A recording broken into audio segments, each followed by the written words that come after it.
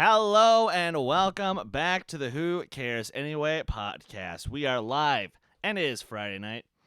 My name is Chris Dohmen. I hope you've all been well. Hope you've all been, doing good in your personal lives, keeping up with some good movies, and not worrying so much about getting your homework done at the last minute like someone on this panel. But hey, you gotta do what you gotta do. We love you regardless. As I quickly throw this over to one of my two co-hosts for the evening, that being the Suave of Rigolis, Nico Rigoli. Dude, what's up? How have you been, minus me throwing you under the bus for 2 seconds? You have every reason to throw me under the bus because I'm doing homework while doing a live show. That is a no-no in the broadcast business, but I'm going to do it anyway because I want to fucking graduate. Fair enough. And plus, if you only have to do it for another couple of months, look, I get it. You just gotta do what you gotta do. But, my other co-host tonight, Kees, we don't really have that problem being out of college anymore, do we? What is college? Okay, guys, I have a serious issue. I just opened the stream. We have a dislike already. How the fuck did this happen? Which fucking douchebag did that? Oh, anyway, I had a pretty crappy week in which I was sick for a few days. Then I got better kind of today, so I'm looking forward to the show. Awesome. It's gonna be fun. Absolutely. And you know what? Hold on. Don't bury the lead here for a moment here, bro, because apparently you decided to partake in that challenge that has been going around all over the family community where you did the audience pick a movie for me to watch thing, and you actually found two movies. Would you do us a solid and just tell us what you saw and what you thought, shortened version?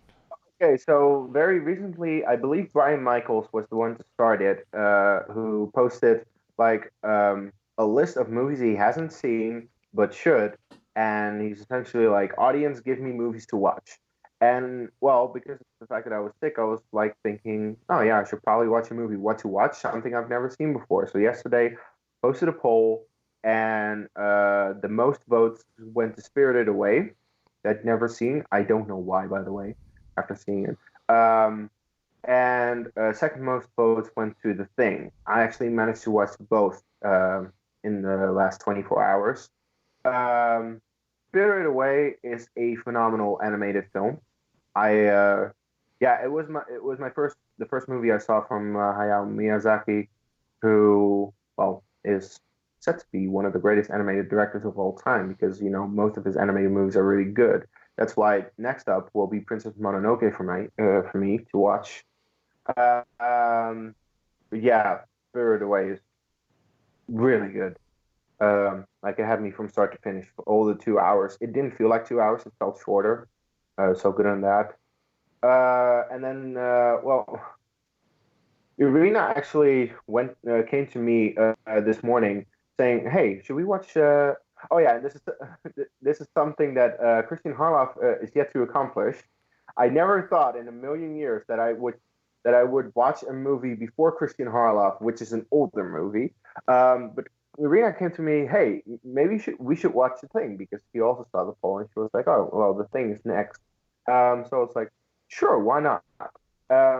Now, I am not a fan of horror movies usually. I do have a couple ones that I like. And what I usually have with horror, like my usual thing with horror movies is I hate it when characters make dumb decisions for the sake of making a dumb decision, which kicks the story into motion. And a lot of horror movies suffer from that issue. And I love it when there is a smart concept in a movie, like with The Thing.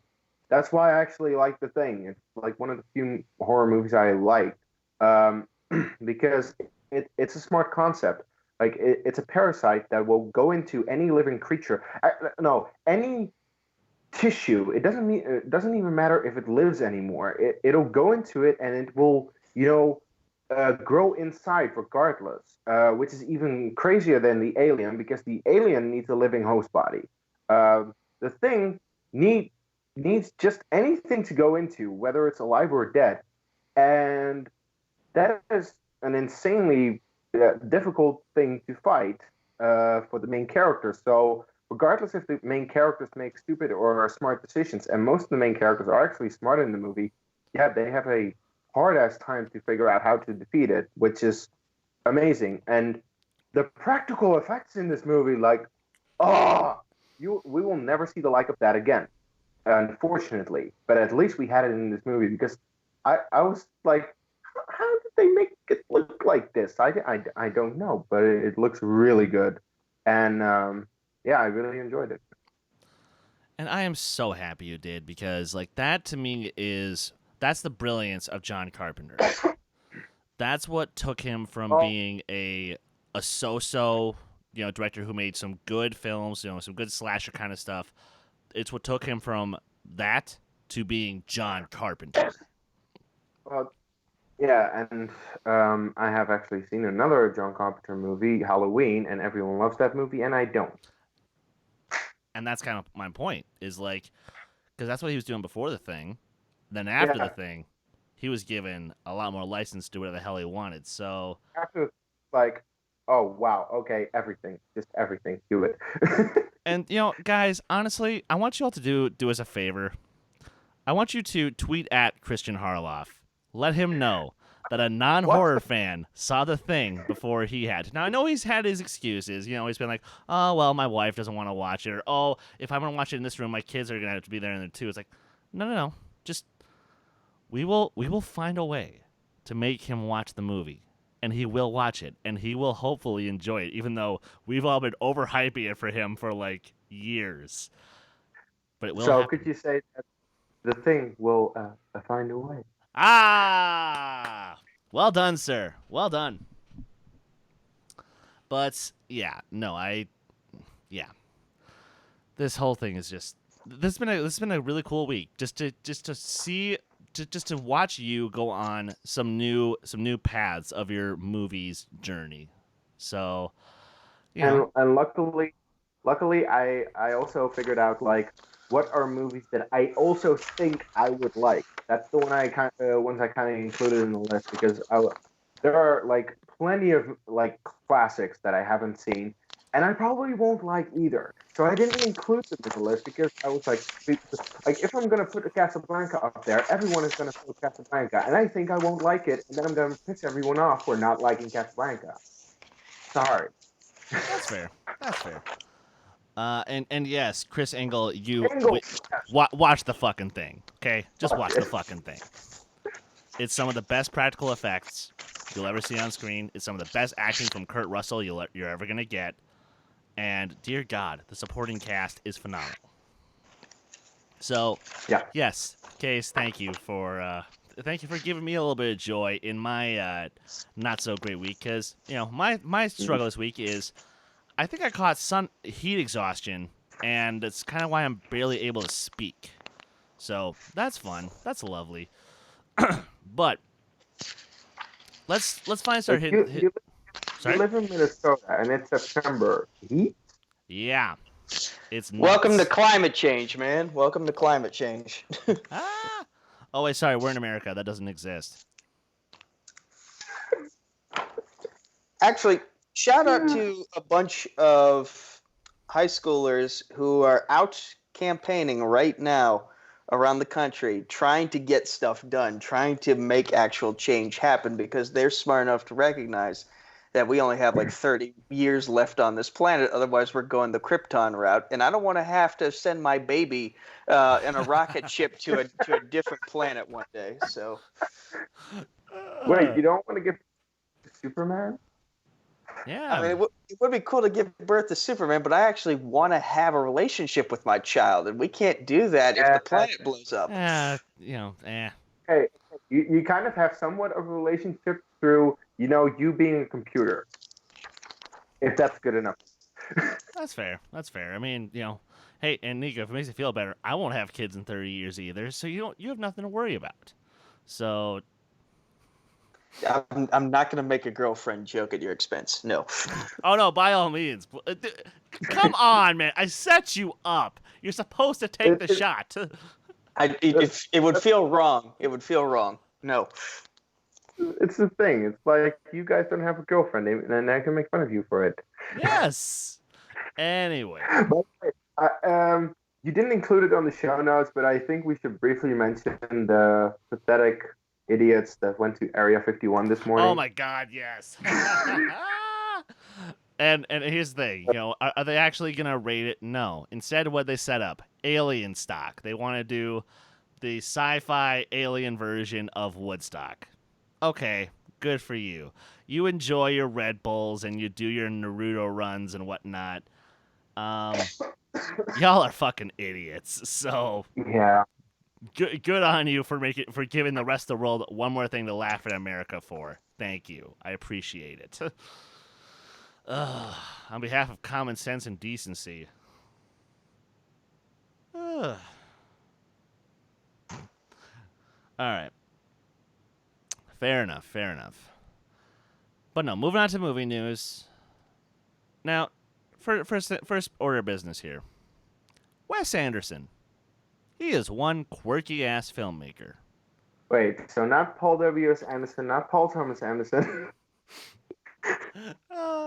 Yes, the other Anderson. But yeah, no. So he's got his new film, the French Dispatch, which is basically which seems to be like Wes Anderson doing the post, so at least it'll be visually interesting. And we've got a full cast lined up for it, which I'm not gonna lie, this sounds freaking awesome. So just hear me out on this. You've got Benicio del Toro, Frances McDormand, Jeffrey Wright, Adrian Brody, Timothy Chalamet, Tilda Swinton, Owen Wilson, and Bill Murray, amongst many others in the cast. What a comedic. I'm down. I'm down for this thing. What was the name of the movie again? It's called The French Dispatch.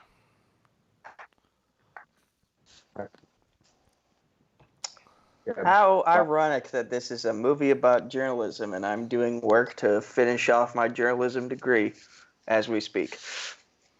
Actually, you wait a second. Okay, this is IMDb. I think it might be wrong on a few of them.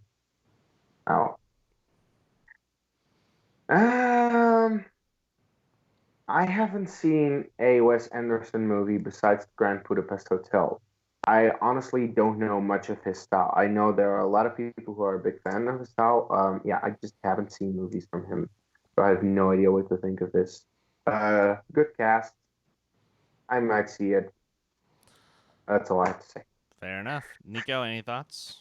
I'm expecting, based on this cast list here, I'm expecting this to be a very multi-toned movie because you have a lot of comedic actors that can do drama really well, and you have a lot of dramatic actors that can do comedy really well. So depending on which way they want to go with it, I expect it to be a pretty layered film with a lot of tonal shifts here and there, and I'm curious about the plot too. I don't really see anything in this article about the plot itself, but I'm intrigued. I'm intrigued.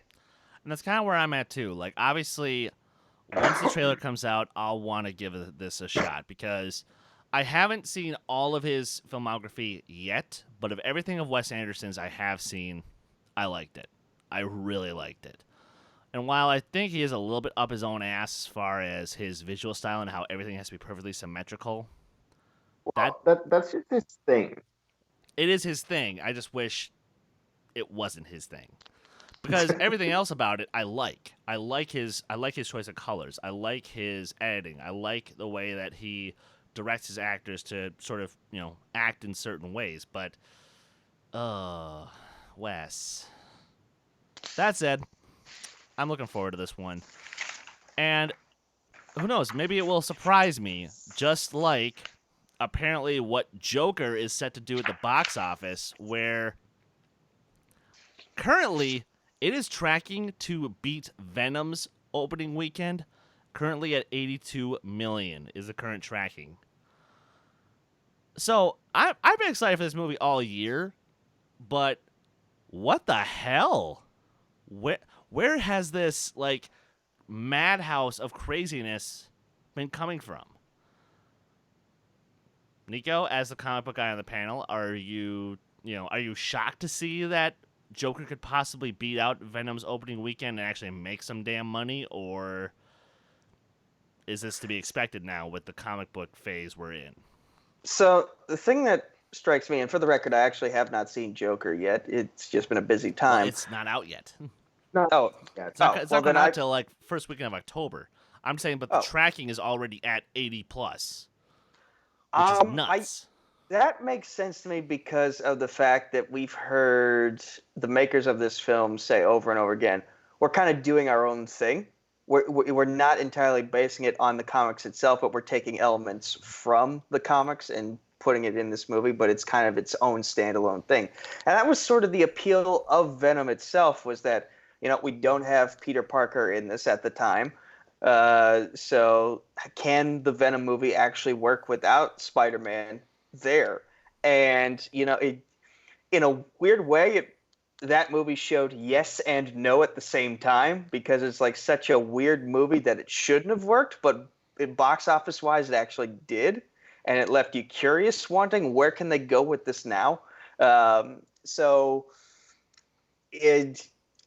fact that I think it makes sense that this movie is tracking so well, especially considering everything we've heard from the critics thus far, of like, some people love it, some people hate it, some people like it but recognize that some weirdo might see this movie and get some ideas. But then again, art is influential in all sorts of ways, so you can't really blame the artists for that. You can only blame the knuckleheads who watch it. But it makes sense to me. It makes sense to me why this is tracking so well. Because it's like the anti-comic book movie that has gotten so much buzz that people just want to see what the buzz is all about. Fair enough. Case? I get why. Because honestly, the marketing, seriously, they are marketing this movie fucking everywhere. They are bombarding everyone with, the Joker is the greatest thing since The Dark Knight. The greatest fucking thing. The greatest thing since Logan. The greatest fucking thing. It's like, it's not out yet. It is not even out yet, but that they got was it a TIFF that they showed it? It was at TIFF and at Venice, and it won both festivals. That's the thing. It won 2 festivals, and everyone is now saying that it's the greatest thing ever. And I have a feeling that, just like La La Land, I'm not gonna like it. This just doesn't seem like a movie that I would like. I'm definitely gonna have words about that at the end of the year when everyone is having it in their top 10. And I'm just like, I don't get it.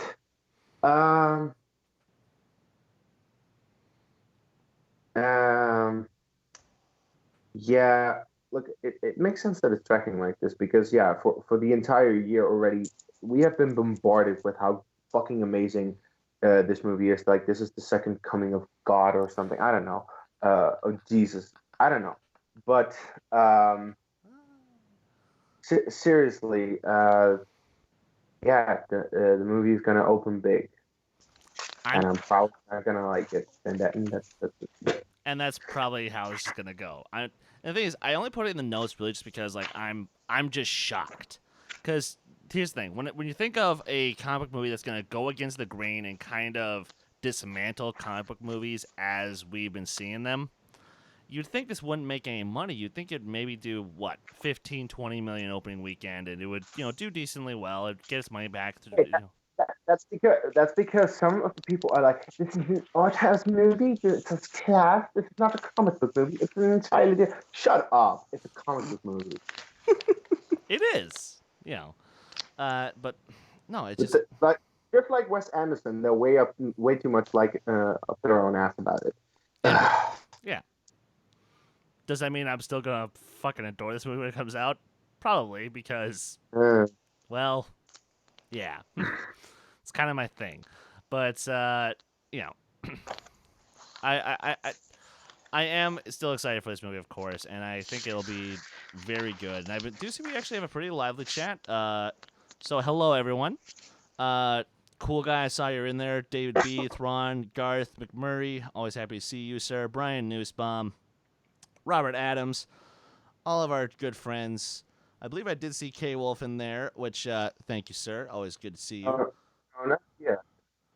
You know, if there's anybody I missed, feel free to put your presence in the chat, and I'll give you a shout out. But yeah, no. As we move on to the third story now, guys, this scares me. This scares the hell out of me. So, like, it's an unwritten, like, it's pretty much a proven fact at this point that in terms of the market, Disney owns roughly 40% of pretty much the entire film market. 39. They can't own 40. Oh, you're right. Sorry, you're correct. But what if I told you that once upon a time there could have been a way for Disney to expand even further in the world market by teaming up with Apple? So Uncle Bob revealed in a little in an autobiography that is going to publish next week, and he got a little bit out in Vanity Fair, where he and Steve Jobs were good friends. And at one point, he and Steve were contemplating about teaming up to basically have Disney buy out Apple. Fuck that. As if Disney didn't already own everything. Nico, I see your eyes light up in full-on conspiracy mode. Do I need to get you a tin hat, sir? So you throw this story in, factor in all the media properties that Disney has bought up in the last couple decades. Also think about how much Disney parks have expanded in the past couple decades. And this isn't a matter of a monopoly anymore. This is a fucking empire that's just getting ready to not even getting ready. It's nearly taken over half the world. Like, in every board game where you're where you're playing with like. Wait. Right now it's the Republic, and either it's Palpatine. Yeah, pretty much. And like right now, like they're not winning everything yet, but they're getting there slowly. Buying Fox, buying Apple, buying everything. No, Nico, please continue. Please continue. But I don't know if I can make the Republic comparison, but it basically reminds me of how in every board game where you have like factions, your own little soldiers here and there, and each group has its own power, and your objective is to control as much land on the board as possible by the end of the game. Disney's winning drastically at this board game right now, and is it possible we can go to the UN and maybe put together some sort of law to make it so that Disney can't do any more expansion? Because unless we regulate, they're just going to keep on buying property around the world for parks, and they're going to keep on buying media companies to expand their social outreach. And no, Chris Engel, no, I do not welcome our mousy overlords. That's a horrible idea. But by the way, should we start a Facebook group or petition or anything? Raid Disney Studios. They can't stop all of us. China Sticks Army assemble. We're going in hot and we're going in rogue. Yes. Yes. China Sticks Army assemble indeed. Kees, did you have anything else you wanted to add to this madhouse, or No, I said my piece. I had fun. Okay, all right, yeah. And you know what? I'll go with you on that, because no, seriously, okay, K-Wolf, you said it perfectly. Disney is turning into the real life Umbrella Corporation from the Resident Evil games. It's really getting that bad. Games or movies? Both. I was thinking. But seriously, it's oh, God.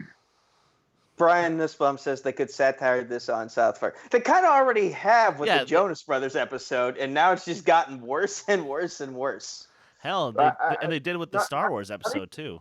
Yeah, the episode where Cartman has all the votes. Oh my god. Yeah, and then they give it the fucking A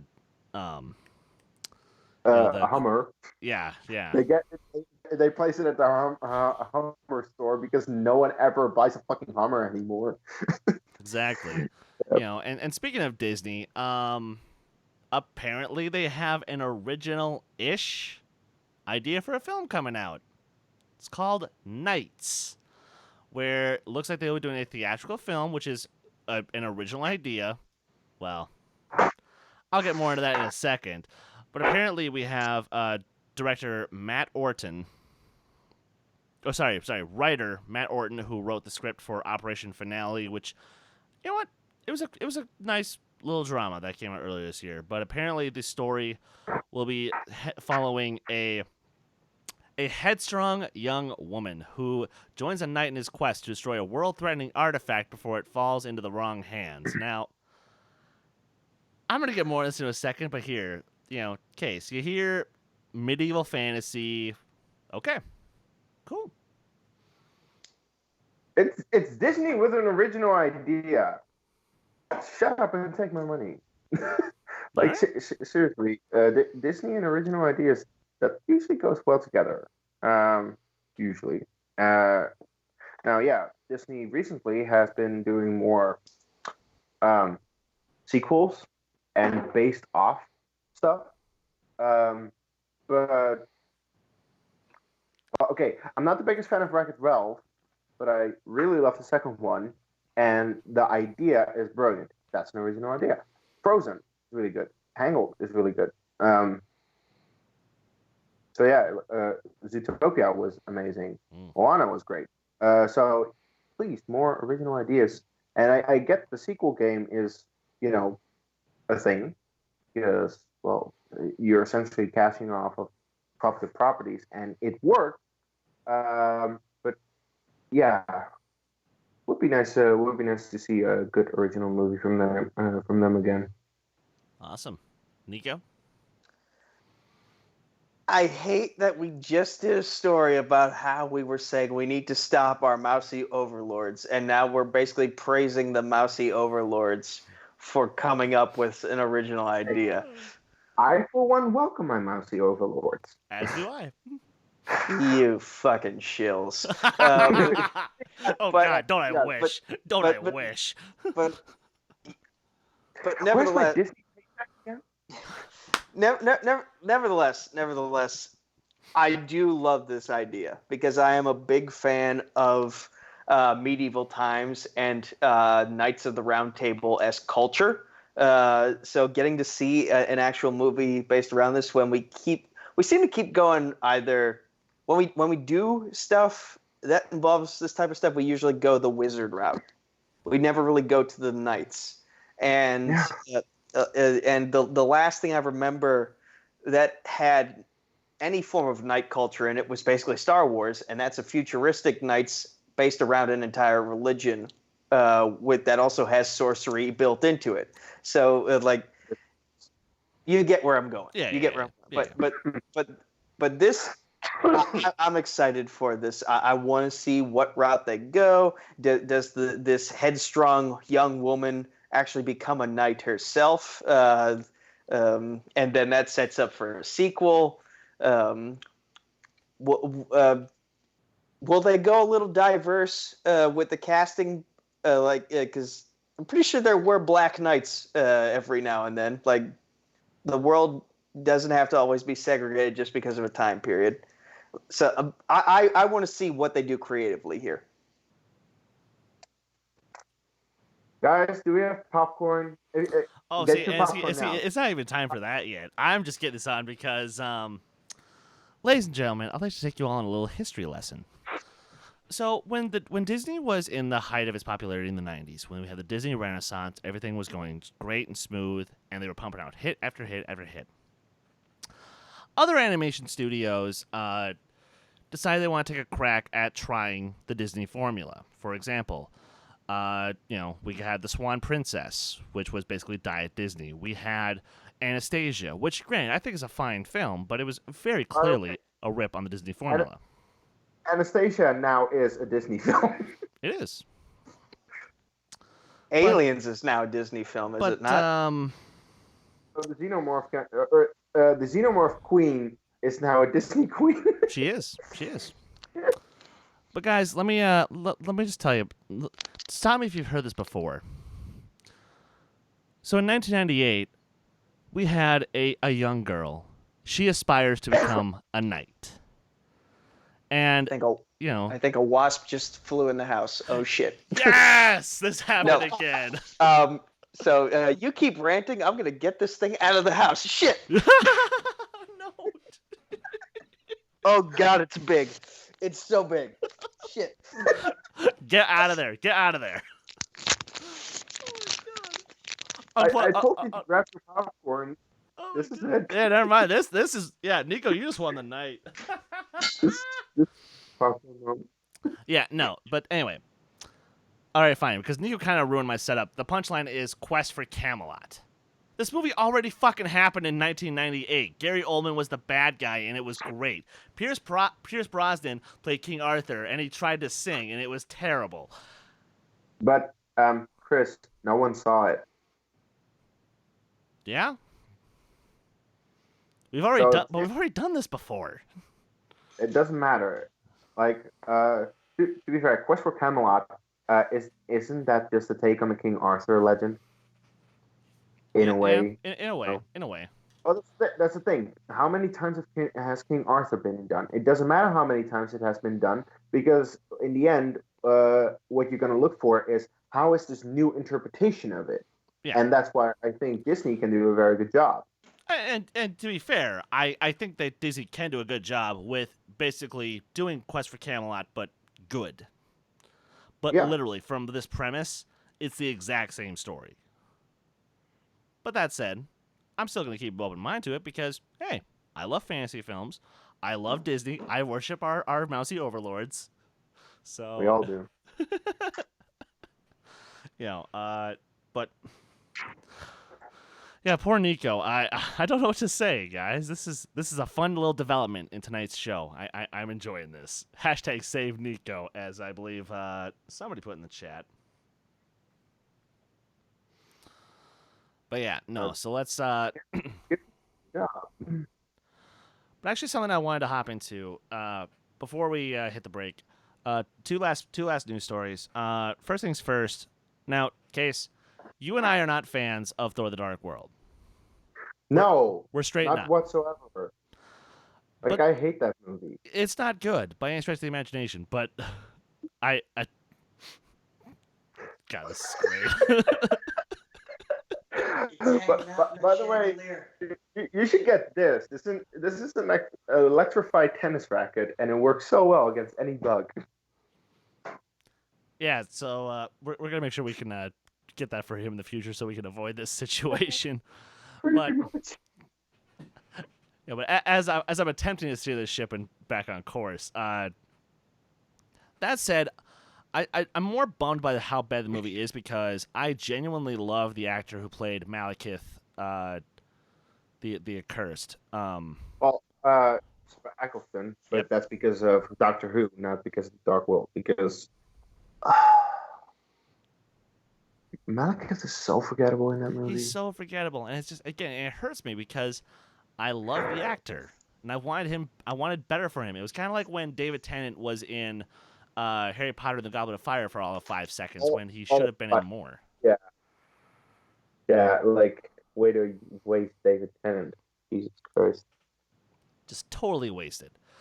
But but speaking of Eccleston and Doctor Who, he, just like Bob Iger, he also does have an autobiography coming out later this month where he published a little piece of it, or he basically gave an excerpt for Entertainment Weekly, and he went into some pretty heavy detail about how he unfortunately was very mentally ill when he was shooting his one season of Doctor Who, and he was even struggling with anorexia, and I'm like, oh, that sucks. Okay. but I'm genuinely happy that he is in a better place. That and to be honest, as I said in a tweet earlier this week, like his season of Doctor Who is what made me a fan, because he was my intro to the show, and from the moment he came on screen, I was like, oh, okay, I can get into this show, and he was why. So, Mr. Eccleston, thank you for being my first Doctor. Thank you for being one of my favorite Doctors, and I'm so glad that these days you are in a better place. When you say my first Doctor, it almost sounds like you lost your virginity to him. Whoa. I mean, let's be fair. In 2005, he was a very handsome man. If I rolled that way, I certainly wouldn't mind. But now, so people get popcorn again. I was gonna say, Nico, are you okay? So I think whatever the hell that was, whether it was a beer or wasp, it didn't listen to Icarus's dad's advice and flew too close to the sun. And by that I mean it's sitting in one of the light fixtures in the chandelier above me, not moving. So I'm hoping it just died from the heat of the light bulb. But never. No, they don't do that. They don't usually do that, but he's just chilling. But he's comfortable. He better stay. No, he's planning his next attack. But never. We're getting fucking doggy doors, because I can't keep leaving the doors open in this house just so Luna can get some fresh air every now and then. We're letting too many bugs in, and it's driving me insane. Yes. But that said, ladies and gentlemen, grab your popcorn and grab your drinks, because it's rant time! Oh, boy. Oh, yes. Oh, yes. And to be honest, Nico, I need you to prime me up a little bit here. Now, one of your favorite movies of all time is The Princess Bride. Is that an accurate statement, sir? I would say so. For the reason that so many people hyped it up, and the first time I actually watched it, it lived up to every ounce of hype. So, fair yes. Enough. Fair enough. And what if I told you that there are now some, like, unconfirmed but confirmed rumors that a remake is in development? Why? Oh, yes. Oh, yes. Now, Ed Case, you don't like this film very much. But No. even you would say, this is a horrible fucking idea. This is the worst idea in the history of ideas. Oh, yes. And now, here we go, boys and girls. Hollywood, what the fuck are you thinking? Like, okay, I know the big thing these days is, we have to remake everything because we have to cash in on that nostalgia. We gotta make the money, because that's all we're good for these days, right? It's just making money off of your nostalgia, off the shit you love. No! Stop it! Just stop it! Because seriously, like, when people say this movie is perfect, I disagree. But I still think this is honestly Not perfect. It's not a perfect movie, but it's a perfect time capsule. You can't recapture this movie. Whatever you do, it doesn't matter who you cast. It doesn't matter if you gender bend the characters. It doesn't matter if you make it a queer relationship. I don't fucking care what you do. You cannot make this movie again. You just can't. You can't get the same spirit. You can't get the same kind of script. You can't get the same kind of director. You can't get the same kind of anything that made the original work. So please, whoever thought this was a bright idea, knock your shit off. Grow the hell up. Get your ass out of the 80s. And just go make something new. For God's sake. Or if you're going to remake something, remake a bad movie from 1987. Like Jaws the Revenge. And correct me if I'm wrong, but this movie didn't do well in theaters. It was during its video release and DVD run later on where it started to pick up steam through word of mouth. So, like, even more so, you can't really capture the same magic that you had before because it likely won't have the same journey. Yeah. Well, that's the thing. Everyone is going to think, or no, actually, it might actually go the exact same route. No one's gonna look forward to it because no one wants a fucking Princess Bride remake. Then a few people see it, then it might actually turn out good, and then people will be like, "Oh, it's actually really good." I don't know. I kid. Well, you know what? To be fair, there is a valid point there, but again, you can't remake something that was purely meant to just come out when it did. Okay, so, like, Damn it, devil- Thrawn! Damn it, Thrawn! He wrote, "Just cast Paul White and call him Andre's son." That's the big show. Ouch. I like it though. I like it. Uh, But no, just no, just don't. don't do it. But by the way, if you want a remake of the Princess Bride with Stardust, 2007. Honestly, Stardust kind of is a remake of the Princess Bride. It's just a little more updated. Yeah, that's the thing. If you want an updated Princess Bride, just make a new fantasy movie. But don't connect it at all whatsoever to the original. Yeah. I don't know. It just come on, don't do it. As I'm so flustered right now, guys. I think I need a break. I think I need about a 5-minute break while you guys take a look at some advertisements for some other shit going on in the community.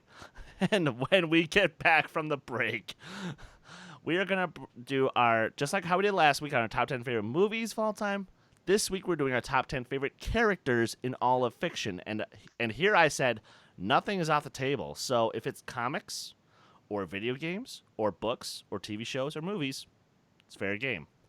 And I made sure I included a good, healthy amount from all across the board. For my personal list, anyway. But what did everyone else say? We'll find out. And let us know yours in 5 minutes.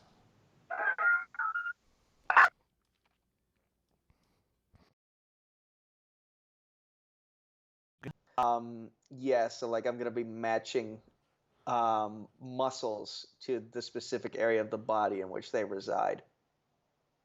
So it's related to yoga, and also I think there's something about like myths of dieting, something like that as well. I mean, it's not like Hashtag yoga Rigoli. Let's make this happen, folks. This is like I'm not making fun of you because yoga's such a women. Like no, it's just no. First off, let me stop you right there. See, so don't be dissing yoga. I'm not dissing.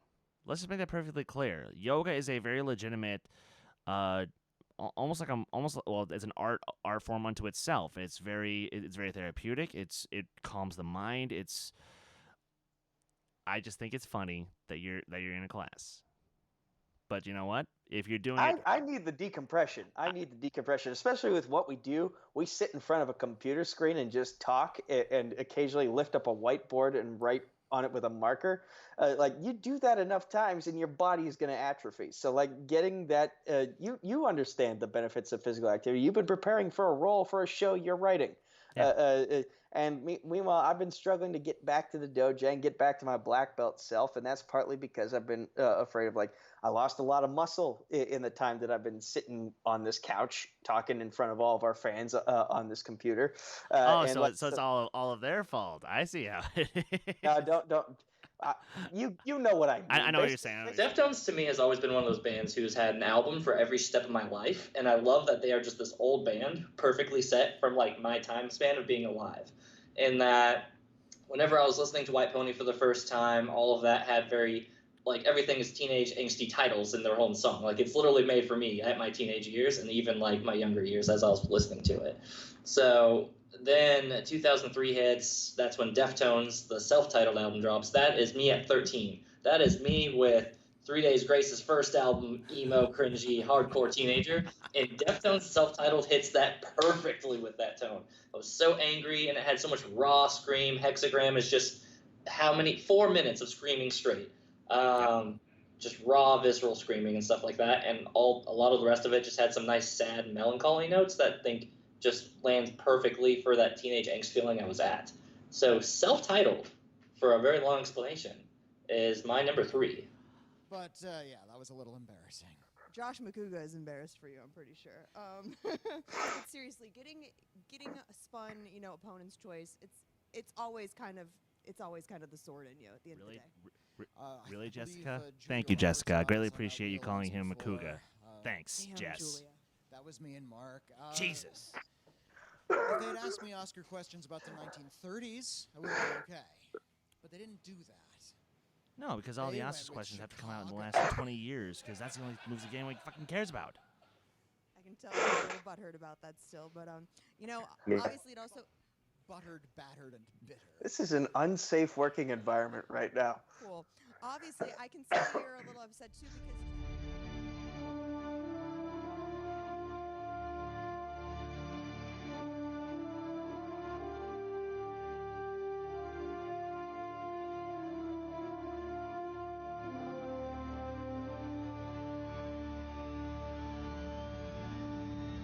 And your winner, Scott the Savage Harvey. Tony Smash Mouth Hill. Speed-Up Woodburn. Hazard. Jimmy Derry. Bill Philadelphia Carriola. Taylor Jackie. Passatahini. Nazario Montenegro. Kingslayer Ishan Rajma. Kyle, the King of the North. Perfect. Dolphin. We're looking at Jake. Tony. Brian, the Carolina Mountain. Sean, the Sicario. December. Wow.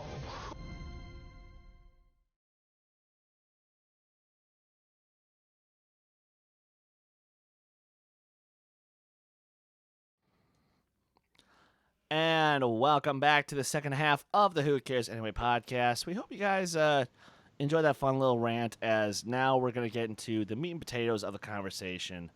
And just like last week, how we did our top 10 movies, where if, let's say we have commonality and it's way higher up for someone than it is for someone else, then yeah, of course, we're going to punt and we're going to talk about it later. But now I believe, Nico, I had you go first last week, right? Mm-hmm. All right. Well, in case, if you would, sir, please give us your 10 through 6. So you guys know that I have a certain affinity for the Terminator movies. Yes. Sarah Connor, because she was actually portrayed twice extremely good and once horribly, unfortunately by probably my favorite actress out of the three. Because Emilia Clarke, I love you, but fucking hell.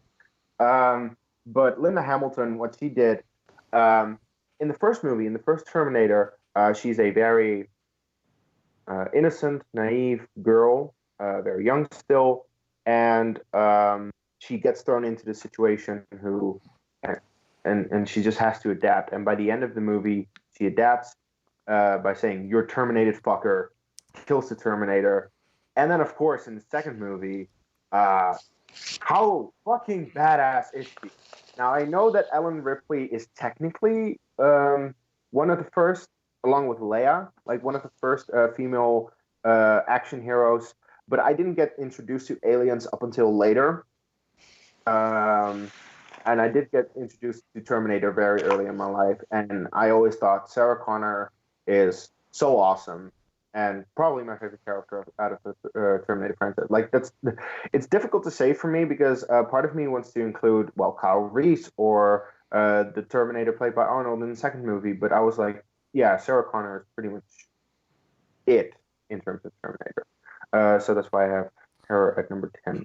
Number 9, I don't know if you guys have him on the list, But the one character I wanted to include a character from Avatar: The Last Airbender because, come on, I just didn't know who, and I don't think you guys would expect this from me.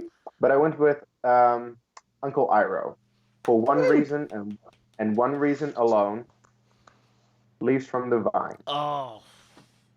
Oh, it kills me every time I watch that scene. The Tales of Ba Sing Se. We get to Uncle Iroh, and we get to the ending. It's like, oh, it breaks your heart.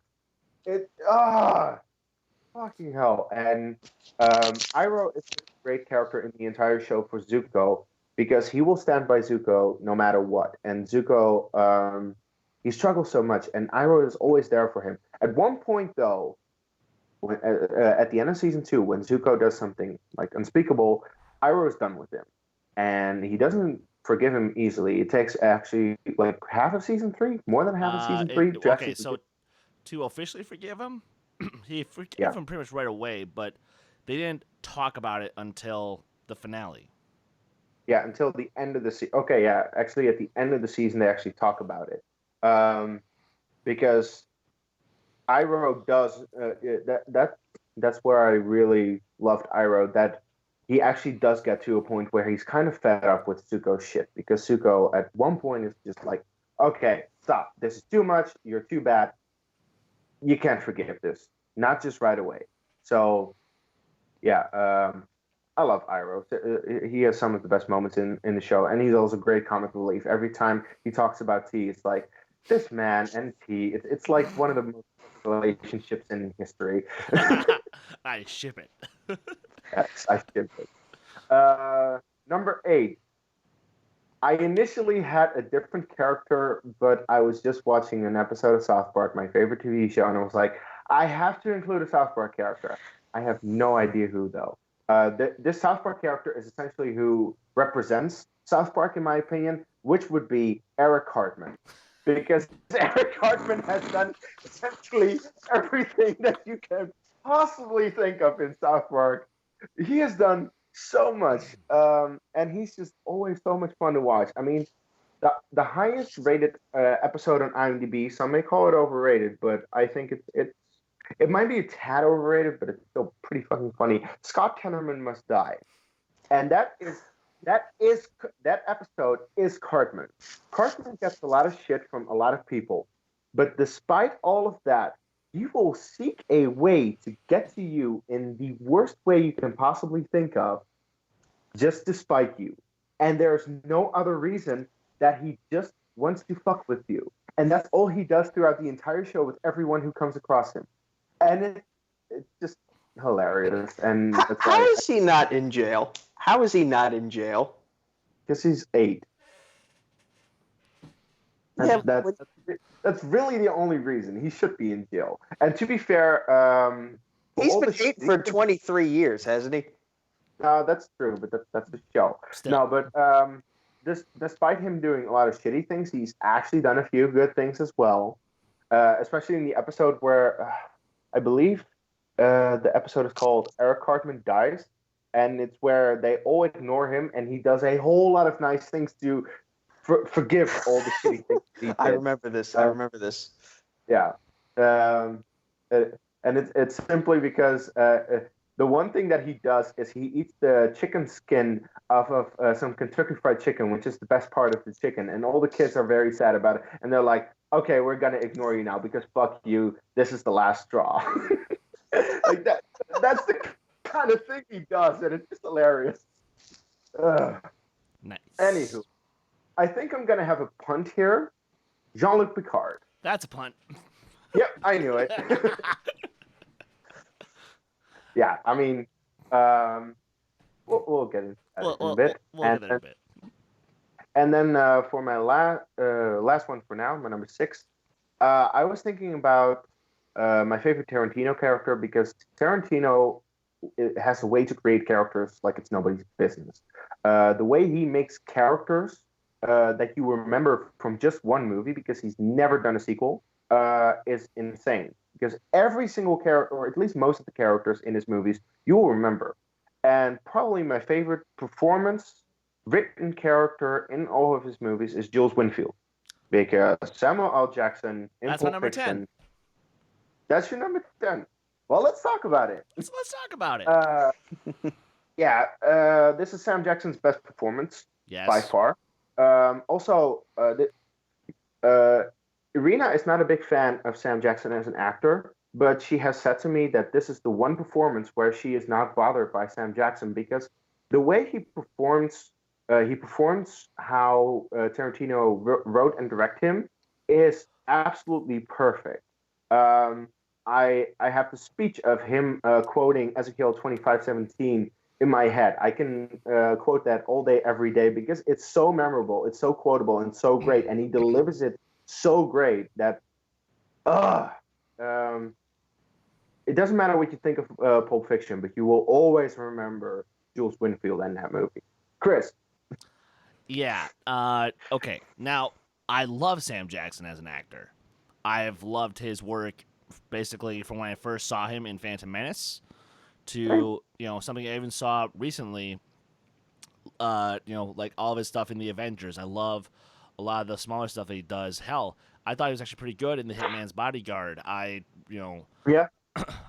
of course, loved his work in Deep Blue Sea and Do the Right Thing, and so many of such a wide plethora of roles that are thrown his way, and he knocks it out of the park every single time. Okay, to be fair, it's a wide plethora of roles, but a lot of roles are tailor-made for him. Yeah, of course. If he can say motherfucker about 10 times in a movie, okay, that's your guy. Yeah, but and this was the movie that essentially put him on, like, this was the movie that put him on the map. Without this movie, he doesn't have the rest of his career. I'll argue. But he is so fucking good. Like, all the lines that he's given, like you said, they are tailor-made for him. And, like, all of his scenes are, in my opinion, all the best scenes. The whole, say what again? Say it what again? I dare you. I double dare you, motherfucker. Say what one more goddamn time. Yeah. And yeah, he's like, I had to get a Sam Jackson character on here because he is one of my favorite actors, and of course it should be from one of my favorite movies of all time. So yeah, it's Jules Winfield. Like, Kees, you took a lot of my points, but I just had to get that last little bit in there. So no, and by all means, do not feel bad. And Nico, I know you love this character as well, so please give it 2 cents if you would. I'm sorry, I spaced out a little bit. With Jules Winfield from Pulp Fiction. Yes. Yeah. I honestly don't feel like we get to spend enough time with him in Pulp Fiction, as crazy as that may sound. And that might just be because we spend so much time with Bruce Willis and John Travolta, yeah. Yeah, with John Travolta's character. Like, we follow a good portion of the movie with him. And so I mean, but it's just like, I feel like there's a lot more to do with Jules than just have him recite Bible verses angrily at people before he puts a cap in their ass and then just yells at his partner after blowing the head off of someone inside of their car and then saying, I've decided I want to retire from this life, and then gives the person who's about to rob him blind a stern talking to that makes him rethink everything about his own life. That's most like that's basically all we see from Jules, or at least all we see that I remember, and I feel like there's more that could have been done with him. And yet, one can make the argument that he steals the entire film. Well, that's the thing. Every scene he's in, he steals. Yeah. In my opinion. Fair enough. Even more so than John Travolta or anyone in that movie. Yeah. All right. Nico, take us through your 10 through 6, please. All right. My number 10 is, you heard me mention a movie he was in on last week's episode. We're going with Experiment 626, Stitch. Again, this is one of the first characters that outside of Toy Story stuff that I pretty much fell in love with and dove right into. Anything Stitch was in, I would follow. The movies, yes. The TV series, yes. Any video games he was in, minus Kingdom Hearts because that was just way too long of a game for me to play, yes. And Stitch has had an interesting arc. Like, it starts off as the science experiment that the entire alien galactic council just wants to like destroy him because they're afraid of what he'll do because he was made by a madman. And then he escapes, and I love how he has a taste for vehicles. He steals the lone red police buggy out of the entire galactic ship, and then just crash lands it right into Earth. And then it becomes a journey of finding his place on this planet that he's crash landed onto, and he finds his place with Lilo and with Nani, and they think he's a dog, and then they realize who he is and what he's all about, and they struggle with it at first, but then they fully embrace the weirdness of like they in this whole crazy situation, they find a family in him and his makers. He finds a family with Lilo and Nani, and then we get into the sequel that was straight to DVD and the TV series, and then he finds a new purpose in trying to find places that his own family members, his cousins, the other 625 experiments can call home as well. And I think that's nice. Like, you found your purpose in life, and now you're trying to help others find theirs. And, the final sequel, Leroy and Stitch, and for the record, not that great. Not that great of a movie. Not that bad, though. It's a good series finale. Fair enough. But once they find all the homes for all of his cousins, everyone kind of goes their separate ways in terms of the family. And Stitch gets to be a captain of the Galactic Army, I think? Or was it the police force? I can't remember. Galactic Federation, something like that. He gets to become a captain of the Federation. And Starfleet? Sort of. Like, he gets a job he wants with the ship that he wants. And he just feels like this emptiness inside of him. He realizes this doesn't feel right without my family beside me. And so, like, he realized that his dream was not his dream because his actual dream was being with his loved ones. And that there's something admirable about that. Awesome. Number 9. We are and a little less length, if you could, please. Love you, Nico. Fair enough. We're going with an Avatar character here. And it's probably one you didn't expect. King Boomy. Yes. I like it. I love that crazy old coop. First off, how is he still alive? Like, how did he manage to make it to 112 years old? Let's not. Well, okay, because he is so fucking strong. And how is someone who is over 100 years old that fucking jacked? Like, the science behind this character doesn't make sense. But it's fantasy, Fair enough.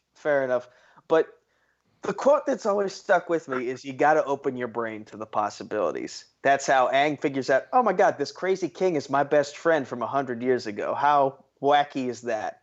And that's kind of one of the mottos I've lived my life by, is like, people have this idea of how the world might work.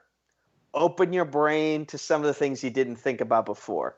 And also, even though we never see him actually playing chess, he's a master chess player in that he knew now was not the right time to strike when the Fire Nation took over Omashu. He's like, I got to wait. I got to be very patient because the right time is going to come. I'm just going to sit here and be patient. And until then, Aang will find someone who is right to teach him the way of earthbending. And by the way, that particular character might also be on my list later on. So stay tuned for that. But yeah, The quote Boomie's quote that always will stick to me. Let us leave. It's such a stupid joke, but I love it so much. But yeah, King Boomy of Omashu is my number 9. Kangaroo Island, huh? I hear that place is really hopping. Onto your number 8, sir. Good God Almighty. Number 8 is Agent Venom, the Flash Thompson interpretation of Venom. Okay. So after Venom leaves Eddie Brock's side, while Eddie Brock has the Venom symbiote, Flash Thompson finally finds out that Peter Parker, the kid he bullied for the longest time, was in fact his hero, Spider-Man. And he feels like, I need to do something now to give myself purpose in life because he spent all this time helping people. I want to do the same. So Flash Thompson joins the army, and he gets his legs blown off in an accident while on the battlefield.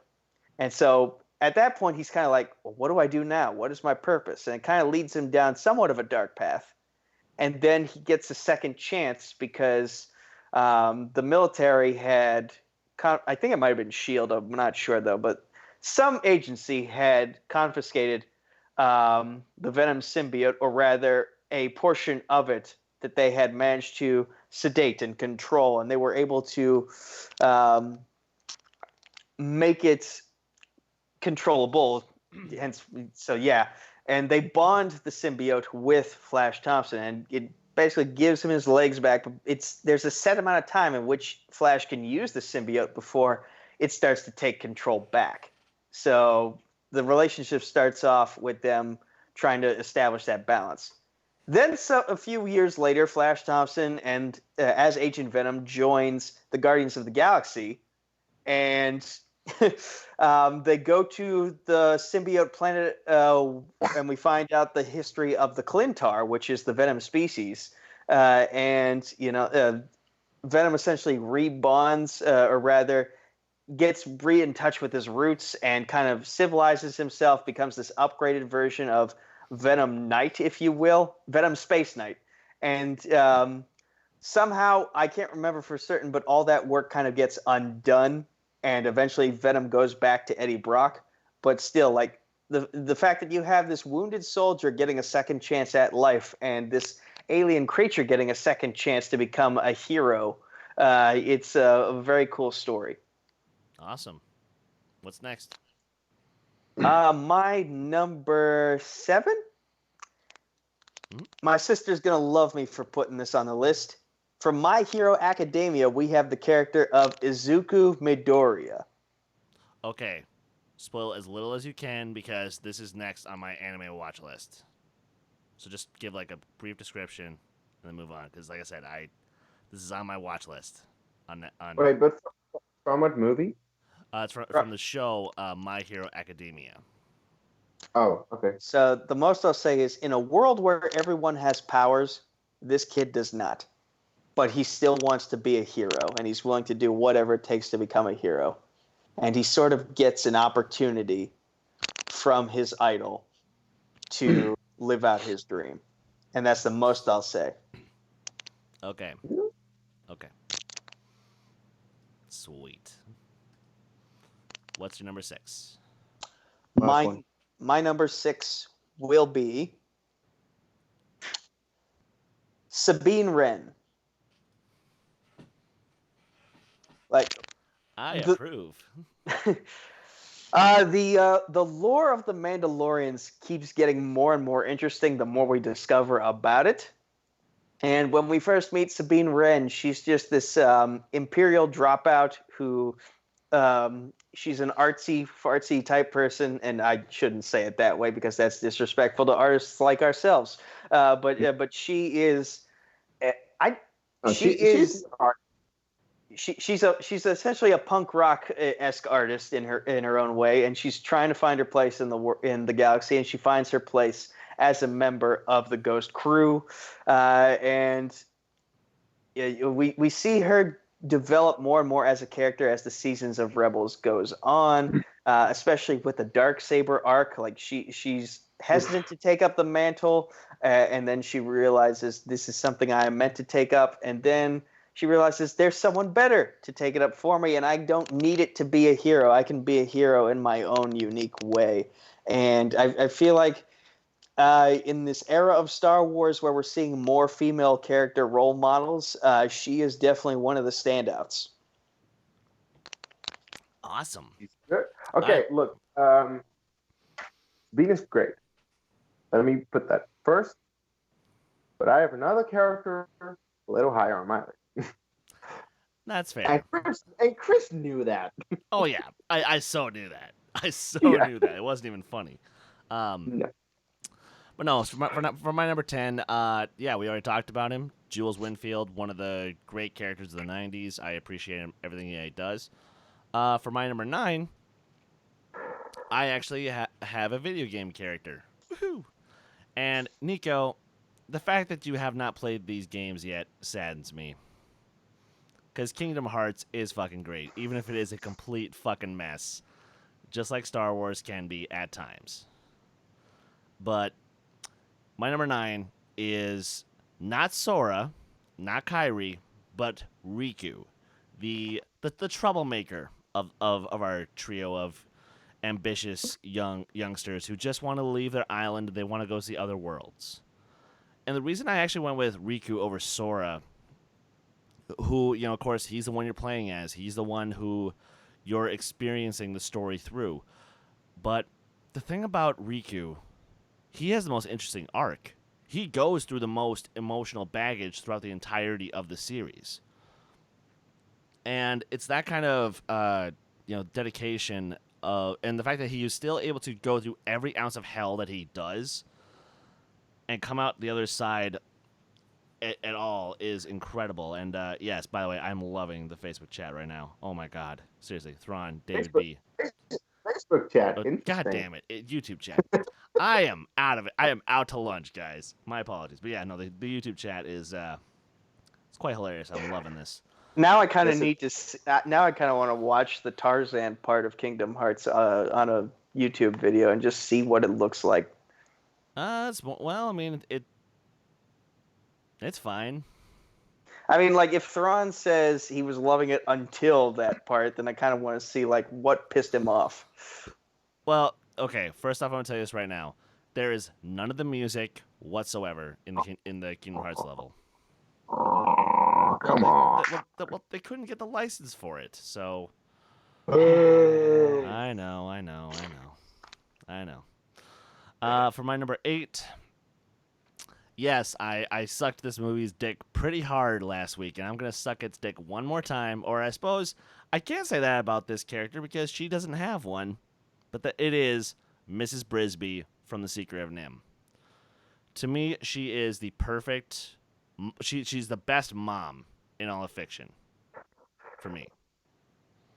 Because literally everything that she does is just to keep her family safe, to keep her family alive, especially in such a harsh time for when, because again, as I'm pretty sure I mentioned last week, like she's a recent widow. She recently lost her husband, but now she has to save her kids from suffering a similar fate, and it's like, oh damn, this movie has, she's just one of the best moms in all of fiction. Yeah, just to reiterate that one more time. Mrs. Brisby. I love the character. But she's not the highest mouse on my list. Because I do actually have another mouse character at my number 7. And to revive an old joke, but I'm going to flip it here. So in the Mouse Guard series... Oh, sorry. In the Mouse Guard series... Oh, goddamn, I keep doing it. In the Redwall series of books written by Brian Jakes, one of the best characters, and also my favorite character for the entire franchise, is none other than Martin the Warrior, who literally is, I don't know if I've described him this way to anyone, but I'd just say this: he's Aragorn without ever getting his woman. See, Aragorn can at least claim that. Martin He had a shot, but she was taken from him. And because of that, he swore to, he swore an oath to fight for good, to take down tyranny wherever he saw it. And plus, you know what? There's just something about, heroes in these kinds of stories who wield epic swords. And, when you have a sword that's made from a meteorite 20 years before Avatar The Last Airbender did it, come on. It's a sword made from a meteorite. How awesome is that? Already thought it was awesome in Avatar. I also thought it was really awesome in Avatar. Exactly. So, and I'm going to assume there was no connection, but I just like to put in my head canon that, maybe they thought about that to get their answer. But and fun fact, now to give a little bit more context here. One of the other reasons that I love the character of Martin as much as I do. Because here, Kees, tell me if this sounds familiar. As coming from a family line of warriors, he has this let's say genetic disease. Every time he's in battle, his eyes go red, and he becomes an unstoppable killing machine. Huh. I get it. I get it. So yeah, that I know. I think that's just part of his backstory that I think is very fun to see in other mediums. So, yeah, no, that's cool. Yeah. Well, something someone can work with, I guess. All right. I suppose they could. Moving on quick to my number 6. Now, this one is a cheat. This is a total cheat. But, because in my argument, just like how with watching the movies these two characters are from, I think you honestly can't have one without the other.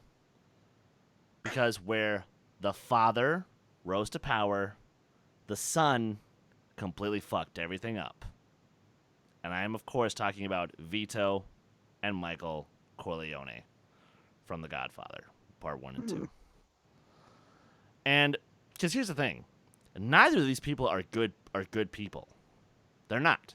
They're criminals. They're murderers. For God's sakes, Michael shoots a cop right in the fucking face, and we're supposed to be okay with it. But he's still one of the most compelling characters in all of film. And, of course, a lot of that is just Al Pacino acting the fuck out of that movie. But it's also just the fact that, the way he was written, he has such an arc that no matter how many despicable things he does, you are compelled. You are stuck in your seat watching. And you want him to make the right decision. You want him to finally get out of the family business. But fate literally won't let him. He's so tragic, and I just love it. Anyway, before we hit our 5 through 2, I just wanted to get shout out a couple of the fans who did send us some of their people. Starting off with our good friend Malcolm Lay. Some of the people that he threw in, also Vito Corleone. Appreciate that, sir. But he threw in Harry Potter, Hermione, The Flash, Han Solo, and Ron Weasley. Interesting. He doesn't get a lot of love. Not really. Because he doesn't deserve it, and that's mostly because Rupert Grint is not good of an actor. I mean, you're not entirely wrong. Moving on then to Brian Nussbaum. He sent us quite a list, so I'm just gonna pick like the first 5 that come to my mind that I haven't already mentioned. He brings up Han and Chewie, fair enough. Andrew Guy, fair enough. Frozone, nice. Randy Marsh, nice. Yeah. Oh, and I appreciate this one. Donald Duck from the 2017 iteration of DuckTales. Good job, sir. I appreciate that. All right. Now, Case, take us through your 5 through 2, if you could, please, sir. Okay, how many titles am I allowed to say or just the name? She has a lot of titles. Go through as many as you wish.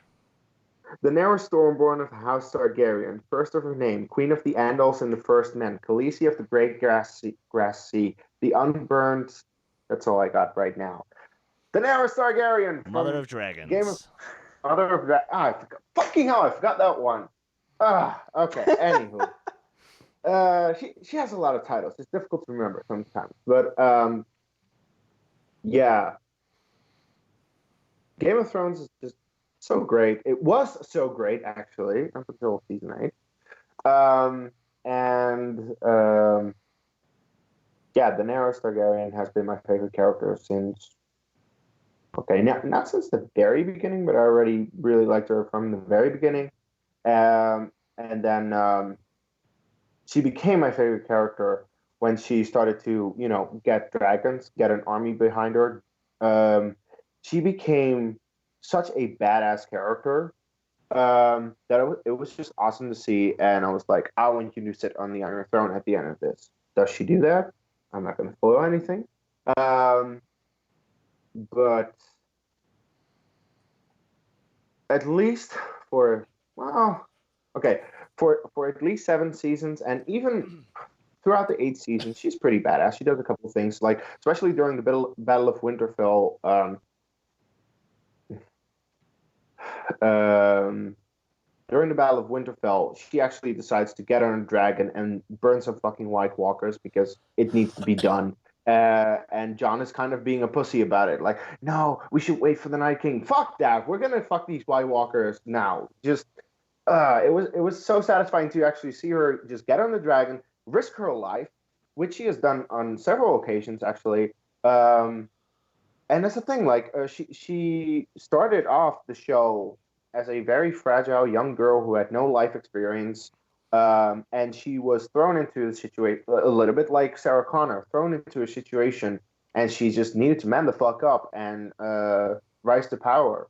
And she did that. And I think Emilia Clarke portrays the character brilliantly, because I've now seen Emilia Clarke in other things besides Game of Thrones, and Daenerys Targaryen is truly a character that she plays in Game of Thrones. I don't see anything of that in any of the other things. She even does something different with her accent to make Daenerys sound different from her normal British accent, which is crazy.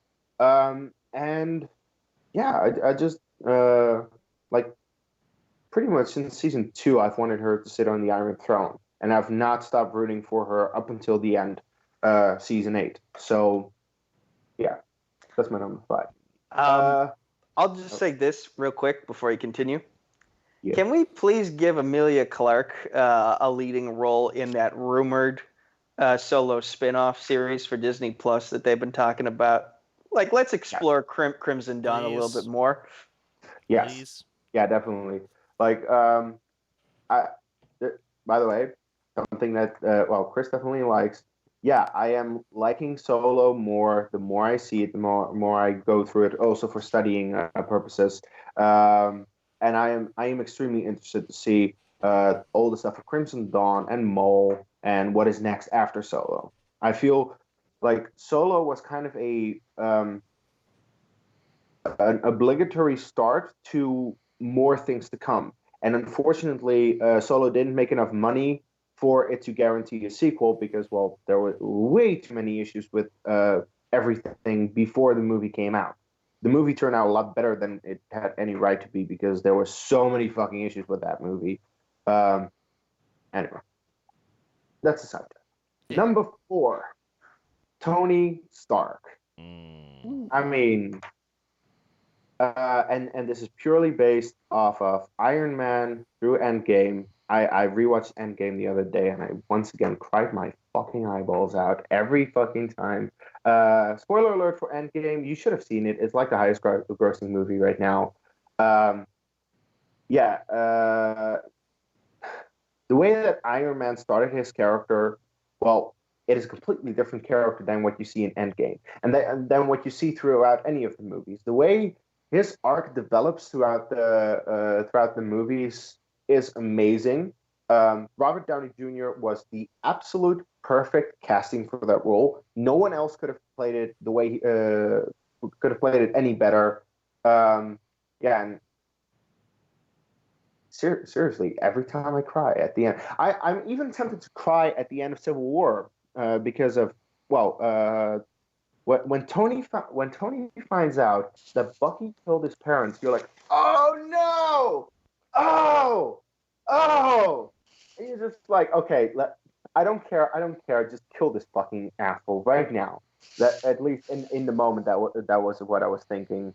But it's a gut punch. So you feel for Tony Stark, like everything he's been through throughout the universe, throughout the MCU. He's truly the best character for me in that universe. So that. All right, my number 3. Everyone knew this was coming. Hera Syndulla from Star Wars Rebels. Mm-hmm. I was actually thinking like, what should I say about her? I should probably say that she might have saved my life at a point in my life. This is going to be a lot. So bear with me. I was not in a good place in my life in 2016. I didn't have a lot of things in my life, and I honestly did think about ending it. That is not a very pleasant thought at all. Luckily, I never did that. Well, because Rogue One happened. Rogue One was one of those reminders for me that there are things in life that will always be great, regardless of all the shit going on. And some of those great things are, well, seeing Darth Vader slaughter up a lot of rebels, which is awesome, of course. But also, hearing the mention of Hera Syndulla in Rogue One, seeing the Ghost in Rogue One, seeing Chopper in Rogue One, and just the connections that Rebels had to Rogue One at the time, and me being like, wait, if Disney is able to do this, if Lucasfilm is able to do this with Star Wars, I need to see whatever they do with Star Wars, because these kind of things, like I was amazed, and like it might be a very little thing, but it was for me like a wake up call that there are really good things in life to look out for, and at that point it was Star Wars. And yeah, it might seem a little insignificant. It might seem a little weird that I'm coming from that, but it is true for me. I think, like, for me, that was a little bit of a wake-up call. Like, life doesn't suck. There are awesome things like this. And yes, I already said that it might seem a little weird, a little stupid, but I don't care, because for me, in my brain works weird sometimes because I have Asperger's, and sometimes the littlest thing can be huge for me, and this was a little thing that was huge for me. So, Hera Syndulla is my favorite character of Star Wars Rebels because she's awesome, she's badass. She has a lot of good moments in the show. Some of my favorite episodes, like Hera's Heroes, which Chris can definitely agree on. And I essentially love every one of the Ghost crew, but for some reason I related to Hera in several ways, which is weird because she's nothing like me.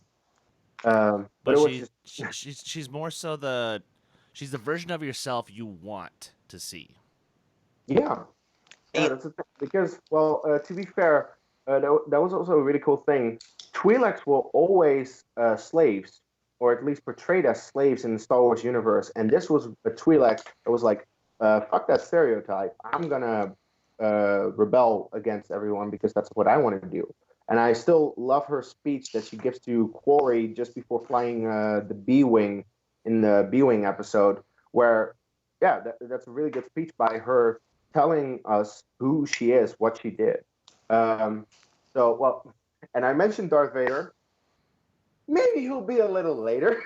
Just a little later. But Harrison, like, Vader's from the movies. Hera is from the TV show Rebels, and Rebels is just one of my favorites.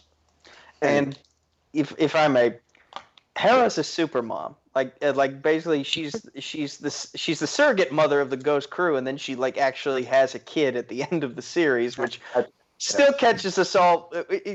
We're still kind of trying to figure out when did they actually have relations for that to happen, but To be fair, not all of Twi'lek anatomy has been figured out. that's what I keep Yeah. saying. That's what I keep saying. That's really the only defense I have to it, because other than that, I don't know. Let's just move on to. But I do want to say this one thing. My favorite thing from her. It's not. It wasn't even in Rebels. It was in the Forces of Destiny miniseries that they did with all the 2D animations. It's where It's where we find out that she was at the Battle of Endor, and she's just busting Han Solo's chops, putting him in a position where he has to say that the Ghost is a better ship than the Millennium Falcon. And I was just like, no. But I love that she twisted his arm like that, and he felt the need to give in, because it shows how powerful and how influential she actually is as a character. No. Yeah, and that is extremely on the nose. Like, females are better than men, and this is our Disney female series for kids to make them feel better about themselves. But it's really like the regular Star Wars fan who is actually an adult will be like, "What the fuck are you doing, Disney?" That is extremely Disney writing. Which don't get me wrong. Don't get me wrong. I love the Ghost. It's a great ship. It's a great ship. It's not the Falcon. It's not the Falcon. That's the issue. It's not the ship I'm concerned about. It's the confidence in which she made him say it. Any character with that kind of confidence deserves to be respected, especially when they get here, Nico. I could twist your arm into saying that The Godfather is the greatest movie of all time. Yeah. I haven't seen it. Yeah, but we also haven't seen we haven't seen a race where the Falcon took on the Ghost, so we can't. No, that's true. No, and Falcon versus Ghost, and of course Han versus Hera, because there's also a big difference in piloting skills. We have seen Hera fly a lot more than just the Ghost. We haven't seen Han fly much more than just the Falcon, in all honesty. He flies the Falcon. He flies it really well, but we've seen Hera fly the B-Wing, the A-Wing, the X-Wing. So she has a lot more that we can actually show why she's probably the better pilot, because I do think Hera's the better pilot, but in terms of ship, it's so different. I can't really compare them, and I don't really want to say which is better, because the Millennium Falcon has a massive nostalgia connection, and the Ghost is a cool ship. Yeah. Apples and oranges. Anywho. I should probably move on to Aragorn, son of Arathorn. That is my number 3. So let's talk about it. Let's talk about it. Because, seriously, this is why Return of the King is my favorite of the Lord of the Rings movies, because Aragorn finally gets to the position of king, which he has been promised, which he didn't really want it in the first movie, but throughout the movies you see him, you see how he is finding his purpose, finding what he needs to do and why he needs to become king. And he does that in the third movie, Return of the King, named after him, essentially. And Aragorn has just the best moment, or some of the best moments. Like, every single scene he's in, he's so badass. And even still, he does have a moment which really fucks him up in the second movie, where he falls off a cliff, gets in the water, he is separated from the group, he needs to find his way back, and he has, Arwen coming to him in like some kind of a vision, and also his horse to get him back on the horse again, in a way. Heyo. And then he just walks into Helm's Deep. He opens the doors like the biggest badass ever. Like, has anyone ever seen a more badass shot of a person opening doors? No. Never. No. It's so cool. And also the way he embraces being in the line of Isildur and Elendil, taking of course, like, the scene where he gets the sword, I get goosebumps. I almost cry because how fucking beautiful it is when he gets Anduril. Like, oh my god, this is so cool. This is so cool, and it's because of Aragorn and the sword. And I just every single time I nerdgasm over that scene, and so many other scenes that he's in, and just his arc and his relation with Arwen. It's so fucking great. Mm-hmm. Chris. I was about to say, and here, I can't top that, so I'm just going to literally name 3 moments that solidified Aragorn so fucking high for me. Moment number 1 is Aragorn taking on the Ringwraiths in Fellowship. Yes. Because that proved he was a loyal motherfucker who knew how to fight for the right cause. And that was incredible. Moment number 2, from Return of the King. Aragorn versus the King of the Dead. Dude. Oh, yeah. He made an entire ghost army his bitch. You but then, will suffer. But here was the best part about it, though. He actually finally upheld his promise that his ancestor failed to break. Yeah. Yeah. So, good job. And then, number 3... So this is actually this is a tie between a moment from Return of the King and a moment from Two Towers. The moment from Two Towers, it comes off the end of a joke. When at the Battle of Helm's Deep, Aragorn and Gimli are off on the side. They're about to ambush a whole bunch that are attacking the gate. Or they're about to ambush a whole bunch of Uruk-hai attacking the gate. And, Gimli says, "Toss me. I can't tell the distance. You have to toss me." And then, of course, you got the joke. Don't tell the elf. Not a word. Oh. He throws him, and then he delivers the most blood-curdling, badass scream before going into a fight I've ever heard in my goddamn life, and it's incredible. Yeah. And what's the only thing that can even come close to that moment for me? Oh, yeah. 2 words. For Frodo. And then he just takes off to the Black Gate like a badass, and you're just like, ah! Yes. Oh, and how can we forget the speech that he gives just before that? That speech. That's a great speech. But to be honest, the For Frodo moment is way more powerful. Yeah, I know that's true. But that speech is also. Oh, yeah. Yeah, it's still great. Still great. All right. Nico, 5 through 2. Number 5, the Blind Bandit, the greatest earthbender in the world. Oh, right. Toph Beifong. Woo!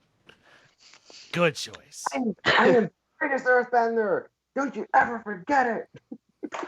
First off, there's something appealing about the rich kid who's like, I don't want all this. I just want to pursue my dream, regardless of the wealth.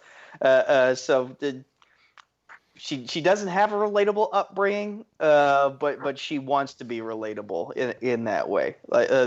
And it's funny how her parents baby her and they keep having her learn the basics, and then you see her at night. She goes off to the pro earthbending battles, and she's just whooping ass. I remember they would always do little 2-minute vignettes during the commercial breaks on Nickelodeon explaining where the martial arts backgrounds for certain styles came from. And for Toph Beifong, she was praying mantis kung fu, which I always thought that was interesting. And the way she would just feel the earth around her, like that's how she would see. Like not like a bat would use sonic screams, but rather she would just feel everything going on around her. And she was so good at it that she did something no one had ever done before. She created metal bending, and it makes me wish you guys would fucking watch The Legend of Korra to show. I'm working on it, okay? Just to show the kind of impact that she had on the future of that universe. Hey, I watched season 1. I know they had metal bending. I was just not a big fan of season 1, and I stopped. But there's still more that you have not yet uncovered, and I feel like once you get there, you'll be. Sorry. I feel like you should. I feel like you should. One day. But she was. I love the way she would talk sass to to every character. She had her own little snarky nicknames for everyone. For Aang, it was Twinkle Toes, and probably one of the suckiest things she had to go through was like when Zuko was going through all those life-changing experiences with everyone, and then she goes on that walk on the beach with him, and she's like, "I've learned nothing from this. This was a waste of my time." But you can't help but love her. You can't help but love her. Yeah. Number 4. True. Number 4, we're gonna see her getting her own series on Disney Plus in a couple years. The character of Jennifer Walters, She-Hulk. Okay. Again, she's basically the better version of her cousin Bruce Banner in that when she gets her powers, she doesn't lose her anger. She doesn't go crazy like her cousin does. So she can be in full Hulk mode and still be in control while she's doing lawyer things because that's her profession by trade. She has defended people in court while green and giant, and it's a brilliant sight to behold. And then she just goes out, kicks ass whenever need be. And again, I brought this up the last time we talked about her and all the Disney Plus series coming up. She broke the fourth wall long before Deadpool was even a thought. And that's what I love about her is like she can be sort of the trial period for Disney to experiment with a Deadpool-like character, and whether they get Ronda Rousey or whether they get Stephanie Beatrice to play her will be fantastic, or maybe get Misty Lee to continue doing stuff for her because Misty Lee. Who is Paul Dini's wife, for those of you who are Batman fans. She has voiced the character of She-Hulk in various video games. I can't remember if I think Katie Sackhoff might have voiced her in a cartoon once. So a lot of prominent people have portrayed. What happened to the actress that you had in mind earlier from Parks and Rec? I'm listing other people who have played her and just saying like this is a character that a lot of people want to play. Rashida Jones is who I wanted to play her, but if they go with Brooklyn Nine-Nine, Stephanie Beatrice, I won't complain. Fair enough. Number 3. Chris Evans' version of Captain America, Steve Rogers. Fair enough. You know, I don't blame you. Oh. First off, I think it's safe to say that out of the 3 Avengers who have had trilogies, Iron Man, Captain America, and Thor, Captain America has probably had the best or at least most consistently good trilogy of the 3. Disagree. No, I'll actually give you that. I'll give you that.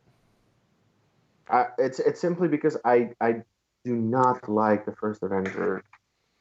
It's just.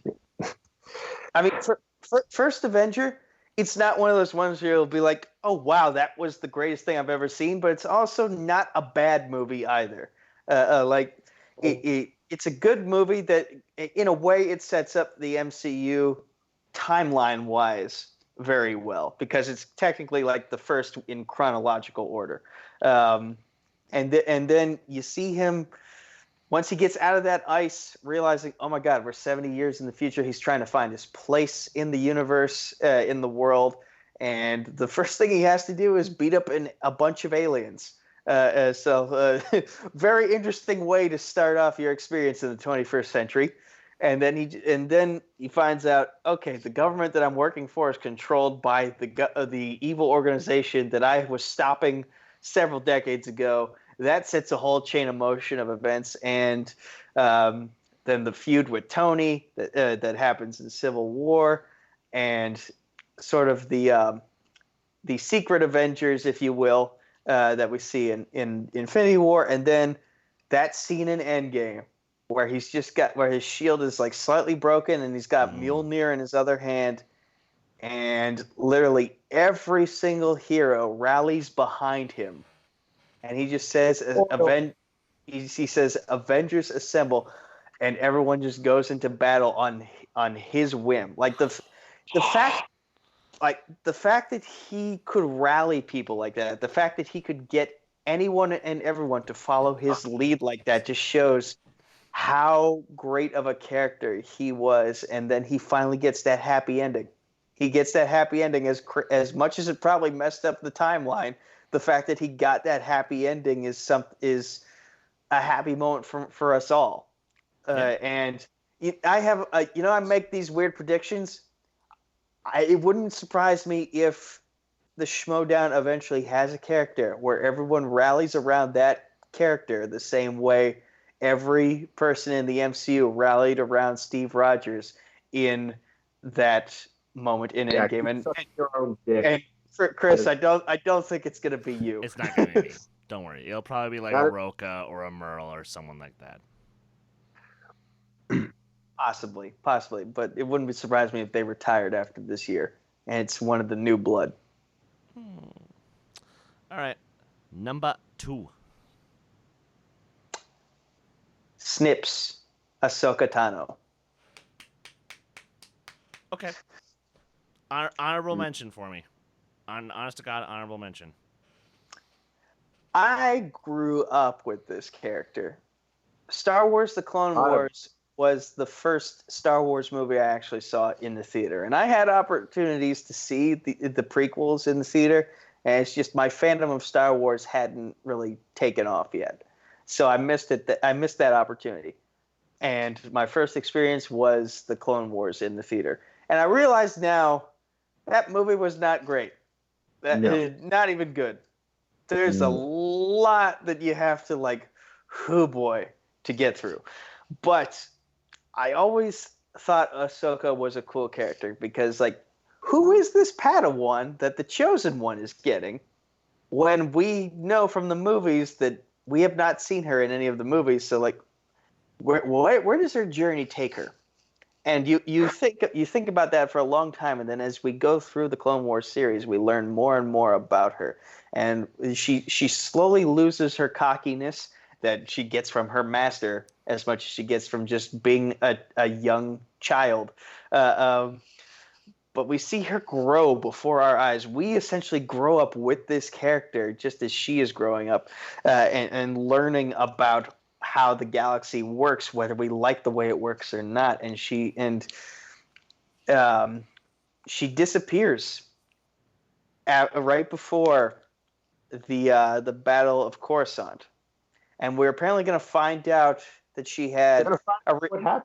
Yeah, we're going to find out that she had a resurgence in that time period in February, I believe. But we didn't really know what would come of her. And we thought, we're never going to get that resolution. And then Rebels comes. And we find out that she was essentially the starting point of the rebellion itself. She was fulcrum. Or rather... Okay. Starting point, there are a couple of people there. She was a part of it. Yes, she played a big part, but she wasn't the head honcho. She was a pioneer. Yes. She was a pioneer of it. And we see her sort of guiding Ezra and Kanan through their journey in the Force. And then we get that closure we always wanted. Her versus her former master. In that temple. And second favorite lightsaber fight in Star Wars. And the temple collapses, and we don't really know what became of her. We see a figure hide behind a stone as the temple collapses, but we're not really sure who or what that was. And then we find out she was yanked literally out of time in season 4 by Ezra, and then thrust back into the time period she was just yanked out of. And now that makes her story even more interesting because we're trying to figure out okay, where does she fit in all this? Who is she allowed to interact with? And so far, the only answer we have is Sabine as they search the galaxy looking for Ezra. And I guarantee that's probably going to be a Disney Plus series at some point in time, whether it be live action or animated. We will get it at some point. But yeah, she is essentially Dave Filoni's fictional daughter. Yeah. He groomed her and he raised her to become the sensation that she was. Like, she was not well liked when she was first introduced, and now she is one of everyone's favorite characters. That stuck with the Clone Wars and made it into Rebels. Because I know Snacks, our friend DJ Snacks, he's not really he kind of gave up on the Clone Wars pretty early, so he hasn't experienced the wonder that is Ahsoka later on in her tenure in Star Wars as a character that we have experienced. Hell yeah. Case? Yeah. I just wanted to say, because I heavily disagree with you on the start of Ahsoka. I thought Ahsoka was the worst character in all of Star Wars when I first saw her in the theater, because just like you, I watched Clone Wars the first time. That was my first Star Wars movie in the theater. I don't want to count that really because it doesn't really count. I absolutely hated Ahsoka. I thought the idea and everything about her character was horrible. But then came the show. Then came the Clone Wars. And she started to get better. And better and better.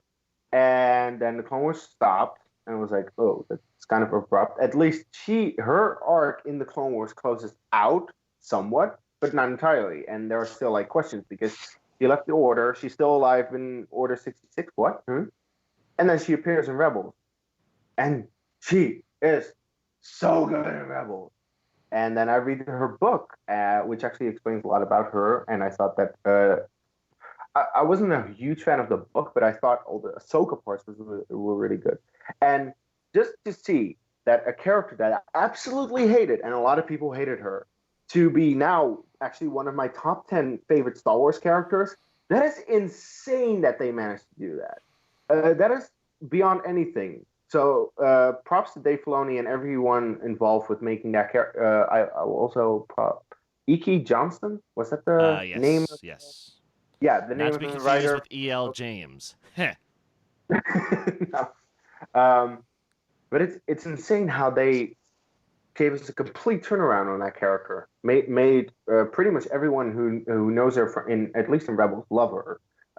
And that's the thing. When I introduced Irina to Rebels first, she has seen a part of the Clone Wars, but not a lot. But first Rebels, and she thought Ahsoka was awesome based off Rebels. So that's good.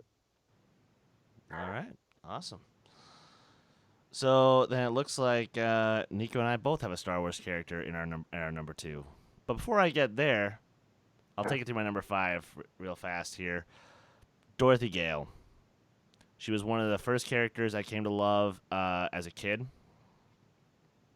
You know, because she was one of the characters that taught me, hey, musicals are actually good. And she definitely took us over the rainbow to the land of Oz. And, yeah, I just love the character. I love the character in the books. I love the character in, obviously, the 1939 film. And, yeah, I adore the character. Number 4, yes, the punt from earlier. Jean-Luc Picard of the USS Enterprise. Okay, literally, this freaking guy, he has the arc of a goddamn lifetime. He started off as a simple freighter captain aboard the USS Stargazer, and, you know, he winds up becoming Enterprise D, a ship that has legacy leading back to one of the greatest Star Trek captains of all time, James Tiberius Kirk. But how does he follow that up? Well, he encounters godlike creatures unlike anything ever seen in Star Trek. He encounters these cybernetic freaks of nature, and unfortunately becomes one of them. But he manages to claw his way out the other side and is saved. And then, of course, they close his arc in only the best way they possibly could. You know, spoiler for the finale, but again, not actual spoilers though. So yes, good job. I mean, they have to have him go do an adventure with his past and future self. That's the only way you can close out a character of that epic of magnitude. You're good, Case. You're good. And of course, when you have the great Sir Patrick Stewart playing you, yeah, of course you're going to be a well-remembered character. Which is why I am currently rewatching all of the shows and movies before Picard comes out next summer. I am so excited. Jesus. Case, but Case, please talk a little bit about Picard because he was pretty high on your look, list. Yeah, he's my favorite Star Trek character, and I was thinking like I have several other Star Trek characters that I also love, like Spock, Kirk, Data, but in the end, Kirk, in my opinion, Kirk is flawed because William Shatner played him, and and there is a degree of he plays him well or he completely overacts, and it's like, what the hell are you doing, man? Data, he has an emotion chip with it either pisses you off or it makes you or it makes him relatable. And it pisses me off in Generations, and it makes him relatable in First Contact. And it's like he's inconsistent, and Spock is a little bit too I don't know. But Picard is like he's extremely human, and he has faults, and even in the movies. And I did watch the first season of The Next Generation, and it's great to see the jump between his character at the beginning of The Next Gen and then in the movies, because there's quite a difference. Mostly because he got more experience. But like I was thinking, in the end, who do you want to have as captain of the Enterprise? It's Jean-Luc Picard. He is like he makes the right decisions. He knows what's best for his crew. And that's also the thing. There are a couple of moments in the movies where the Enterprise blows up, and it's because Picard is actually dealing with other stuff. Okay, or it's about to be blown up, but it's because Picard is dealing with other stuff, and Riker is like, "Oh, let's blow up the ship, dude." But Picard would never do that. Picard would always find out a way to make sure that he can save the ship. He can save the ship and its crew because that's what matters most to him, and that's why he's a better captain, in my opinion, than Kirk. Because Kirk did let the Enterprise get destroyed deliberately in the search for Spock. And I know that was, in that case, he felt that it was his only option, but I don't think it would be. And that's why I think Picard is a better captain. Plus, yeah, like, just one of my favorite moments of all the movies is when he freaks out in First Contact. The line must be drawn here, this far, no farther. It's so good. It's like, and I will make them pay for what they've done. Okay, can I be real for just a second? It doesn't matter who the captain is. The Enterprise is at risk of being blown up every time someone leaves the toilet seat up. Like, but I will agree with you that Picard is the better captain.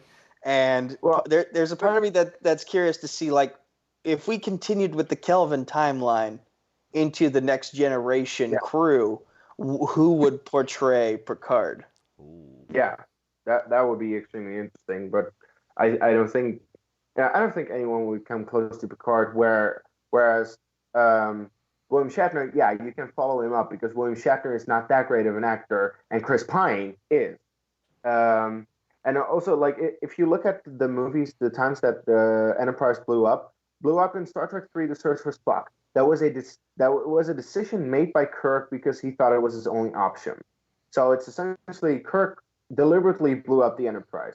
In Generations, it blows up because they separate the saucer, but Picard is on the planet. Riker makes that decision. And then in Star Trek Beyond, well, there's overwhelming odds from Krall, an enemy that they had no idea what he would do. So in the end, Picard never blew up the ship, not deliberately at least. So, you know, he's kind of the best captain. Oh, get over yourself, Engel. Get over yourself. You gotta remember, you know, at least for you guys, you're still uninitiated to the actual shows. Which, yes, there's a strong argument for Captain Benjamin Sisko, but we're not talking TV, at least in terms of Star Trek. That's the thing. I I've only seen the first season of The Next Generation. I have seen all the movies several times, so I know the movie. I base it off the movie mostly. And now, so then that was my number 4. My number 3, we already talked about him, Aragorn, son of Arathorn. And then number 2, Case, get ready to say the word punt, because it's Anakin Skywalker / Darth Vader. Punt. Okay. So now, before we actually hit our number ones, were there any honorable mentions we wanted to get across real fast? Batman. I do have a couple. The thing was, I initially had Batman on my list. Bruce Wayne. Honorable mention. Okay, fair enough. Nico, do you have any honorable mentions? And by the way, in terms of which Batman, I think all of them have given something to the character. The best is probably Kevin Conroy, though. Oh yeah. The animated version, but Bill's great. I think Affleck is great. Despite writing didn't do him favors, but he was pretty good as the character, I feel. And of course, Keaton. Yeah. Nico, any honorable mentions you want a quick shout out? Pretty much anyone in DC lore who's worn a lantern ring. Fair enough. Fair enough. Yeah, I mean Hal Jordan, Jon Stewart, amongst the many others. Yeah, I do have a few. So another one. So one of mine is to get all my Star Wars ones out of the way. I actually had Leia on my side list.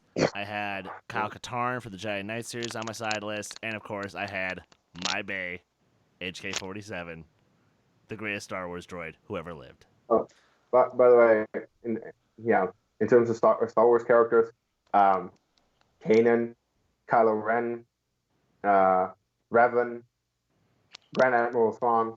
I just didn't want to include all of them because I wanted to limit it to 2 Star Wars characters, and that was already difficult. And Kit Fisto, Proxy from the Force Unleashed games. Okay. Nice. And because he has great hair, Quinlan Voss. He does have great hair.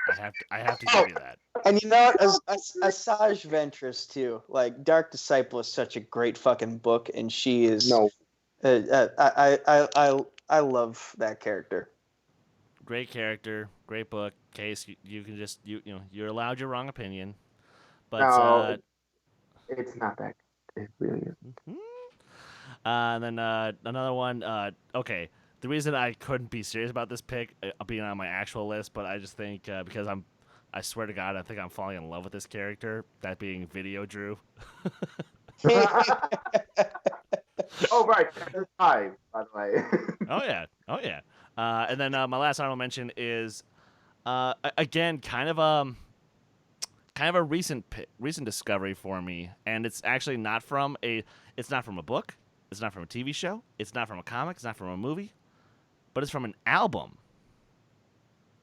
Because hey, a concept album counts as a story as well when it's told as a story, and I'll make the argument that the character of Pink from Pink Floyd's The Wall is one of the great characters. But because I've only got into that album so recently, I couldn't count it. But all right, while I sneak off camera for 2 seconds to take a piss, sorry guys, Case, talk to me about Vader. Give me a sec. Oh boy. But do you have to pee too? Here we go.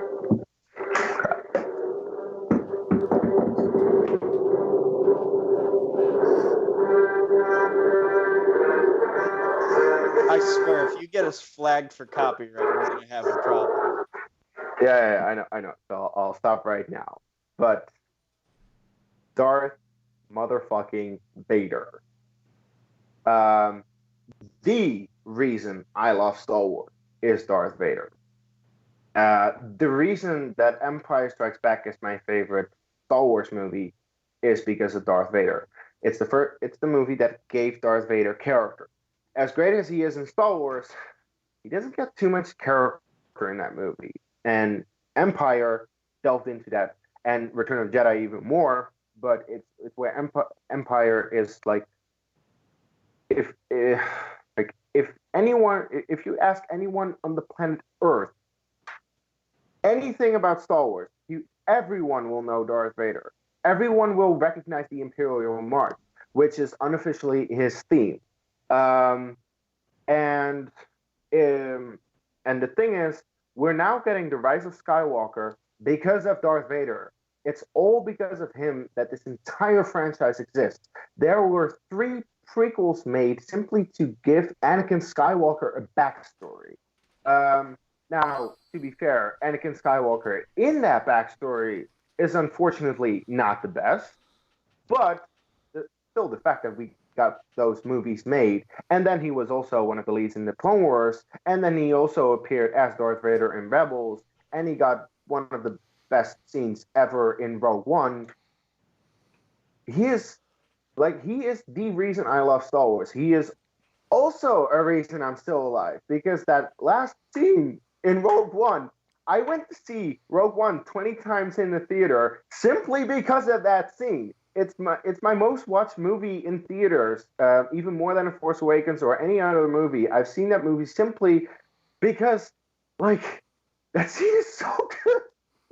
It jacks me up every time. I literally fist bump every single time I watch that scene. And that is because of the character that was created in the original trilogy that we know and love, that is layered. Like, he is not just a guy who wants to take... Oh, okay, that's part of his character. But he is not just a guy who wants to take over the universe. He is a lot more than that. He actually has a son. He actually cares for that son, and he actually comes back to the light at the end. And just the way that plays out in Return of the Jedi, that's also why I absolutely adore Return of the Jedi. Despite maybe some of the faults, Darth Vader in that movie is it's so good. And I always cry at his death. Seriously, I've seen Return of the Jedi like 200-300 times, and I still cry every single time we get to the moment where he takes off the helmet and he says, "Tell your sister you're right." It's like every single time. It's so great. And then, of course, we get the sequel trilogy where, well, Kylo Ren is essentially worshipping Vader because Vader was so great. And now we're getting the Rise of Skywalker, and I'm not entirely sure why it's called the Rise of Skywalker yet, but I do feel that it has some influence because of Darth Vader. So he is the backbone of this entire franchise. He is the reason I love Star Wars, and he is so fucking badass. In some, even in the comics, in the comic of, bless you. Thank you. The comic Vader Down. Oh, it's so good. I think you both read it. The moment where he is surrounded by dead men. I'm a little behind on the comics. I just noted there's like a comic cover of him on a space horse with his lightsaber and his shield. No, I'm not talking about that. That might have been a variant comic cover then. That sounds right. That sounds right. Like, you had a run of both the Star Wars main comic run and the Vader run that was stopped after four trades. And after both have 1 or 2 trades out, they made a crossover event in Vader Down, and their Vader gets stranded on a planet with rebels on it. The rebels actually have a plan to capture him. And he gets out of his TIE fighter, and and the rebels are like, "You're surrounded, give up!" All I'm surrounded is by dead men, and he kills everyone. It's so crazy, it's so awesome, I love it. So yeah, like, and even his most recent comic run is actually really good. I have yet to get through some of the comic, but it's really good. So yeah, Vader. Chris, it's your second favorite. And yes, to all the DJ Snackses of the world who say that, well, they're 2 separate characters. No. They are the same man. It's the same character. They are the same man. And I love both sides. I love how Anakin went from, because now here's the thing. If you go by just the movies, yes. Anakin started off as this whiny kid who turned into a whiny teenager, who turned into a whiny young adult, and then turned to evil and became a badass. The Clone Wars. But if you were like me, and you read his stories in between movies, you watched the 2003 Clone Wars series, and you played a butt ton of video games that had the same characters from the movies, his entire story, his fall from grace as Anakin Skywalker and his rise as Darth Vader makes perfect sense.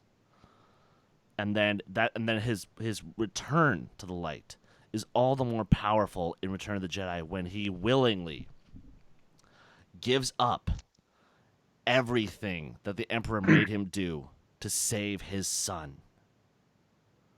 And it's one of the most powerful moments in cinema that George Lucas fucking fucked up in the Blu-ray release. Anyway. Oh, yeah. Anyway.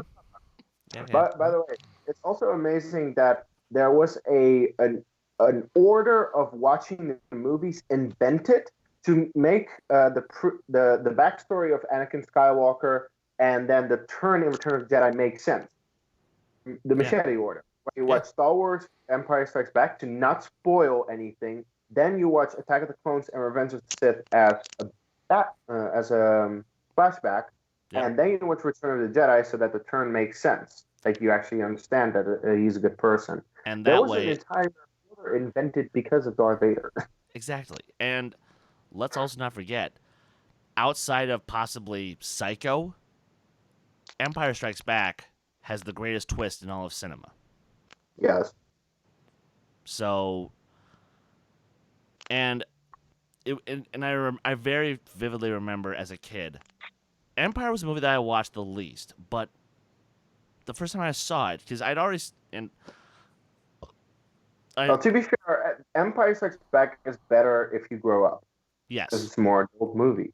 You know, but and the thing with Jedi is, when it came to the idea of Darth Vader turning from bad to good, even as a kid, it worked for me because it was all done in visual, and I could just see it in his thing. You can see it in his face when you can't see his face. Can't see his face. He doesn't say anything, but you know it. The moment that he's just standing there looking at his son, gives a look to the Emperor, you know. Exactly. And yeah, I just wish that the execution of his backstory was done a little bit better because, sure, I don't have that many issues with it. But that's because I experienced it unlike most fans. Exactly my point. And look, I will always say that the Clone Wars was Anakin done right. The Clone Wars, Matt Lanter's version of Anakin, that was the Anakin I wanted to see in the prequels, and that's why I do kind of believe it, because I'm like, it's the same character. Yeah.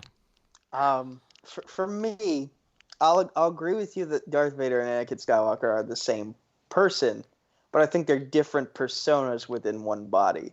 Because I feel like that struggle between light and dark is constantly pushing one away so the other can take the spotlight. Like Darth Vader essentially hates the persona of Anakin Skywalker because Darth Vader believes that the persona of Anakin Skywalker is weak and should be eliminated from him. But he never truly leaves the body. In that regard, it's a little bit like Smeagol. He is, and also a little bit like, spoiler alert for Star Wars: The Old Republic, the Revan campaign in that MMO, where yes, Revan comes back and he's been frozen in stasis for 300 years. Horrible backstory. Don't read it. The novel sucked. But there, his dark side and light side literally tore into two separate entities. Now, that is different because there you have two physically different bodies. But if Revan had stayed in the same body the whole time, then I'm sorry, he's still the same guy with the same internal struggle. That's different. So you're explaining Smeagol in the same way then? Smeagol and Gollum? Yeah. Okay. But since I haven't said much here, sorry. Yes, and please, we know you love Vader.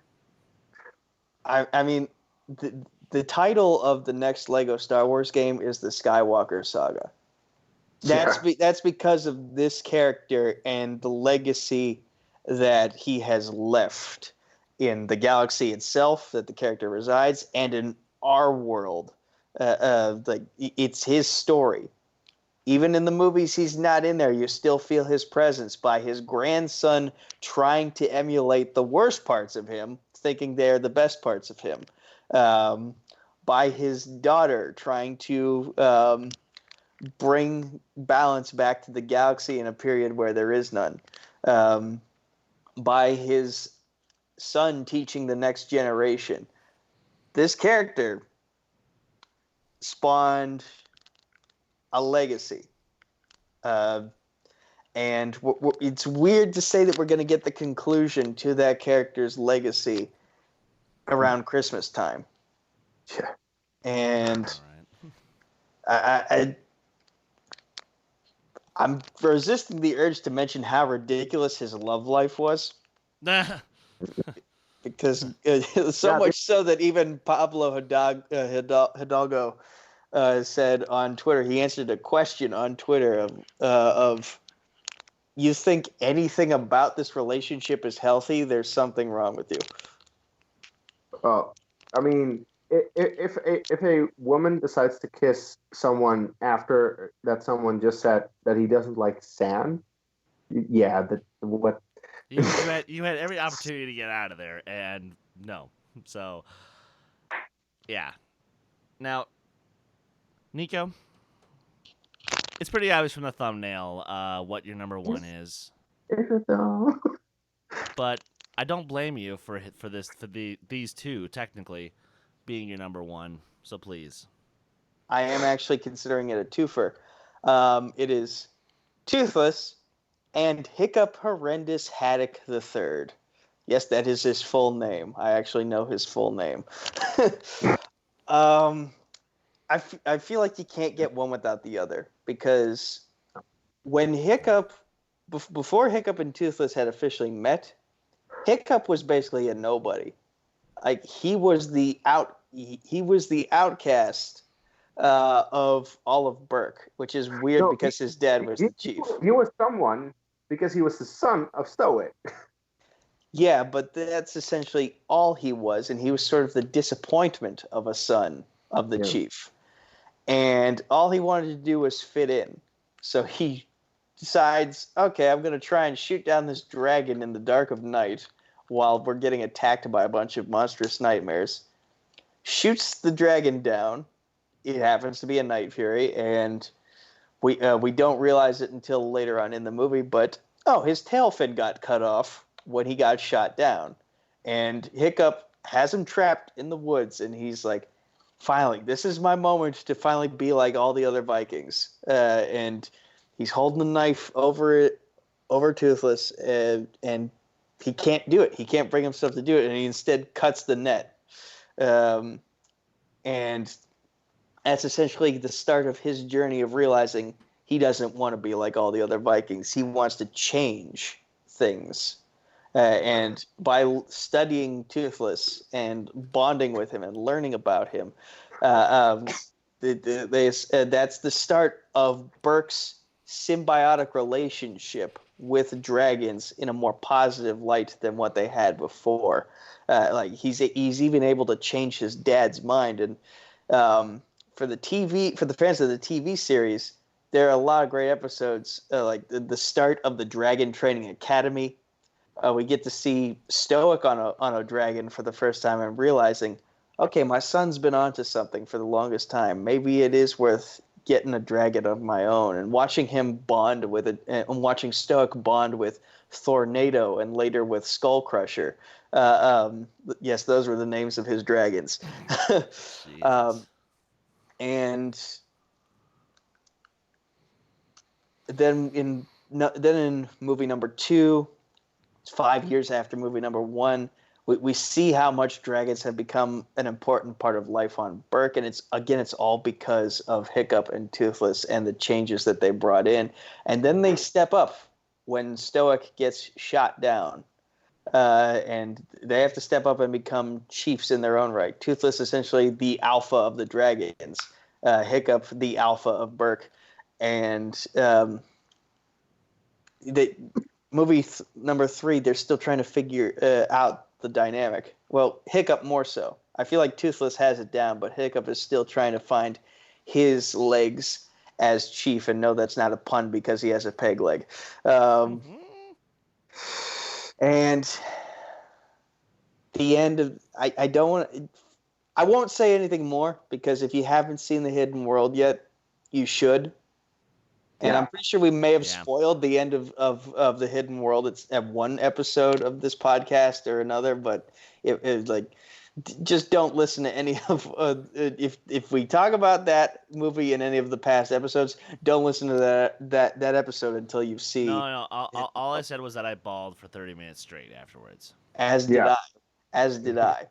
Like, but yeah, I love these characters because they saw something about society and they took it upon themselves to change it. And it shows that one person, one creature, sometimes two, when they're paired together, can make a difference in the community in which they live in.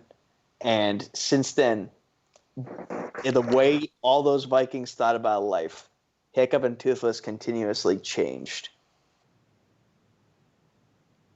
All right. Awesome. Okay. So you know how, Kees was going on his thing about Vader and how I threw in my 2 cents about everything, like how minus the execution of his backstory, I thought it was great. To me, my number 1 is a quote-unquote fixed version of Vader. Because he literally has the same exact story arc as Vader. He has the same kind of personality as Vader. And he even has a very similar badass scar around his eye. I knew it. And a little bit of a hot hat. Yeah, I mean, it's... Who else could it be? Prince Zuko of the Fire Nation from Avatar: The Last Airbender. He's literally my favorite character in all of fiction.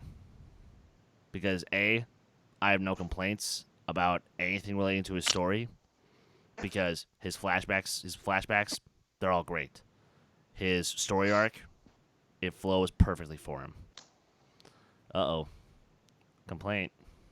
Yeah, I have one question that is something that that especially Irina had an issue with when we watched Crossroads of Destiny. His turn is too sudden. It's not. Okay. It's then we will just disagree on that. But I think his turn is way too sudden. And I think it's done for shock value. It's partially done for shock value, but also, here, think of it this way. I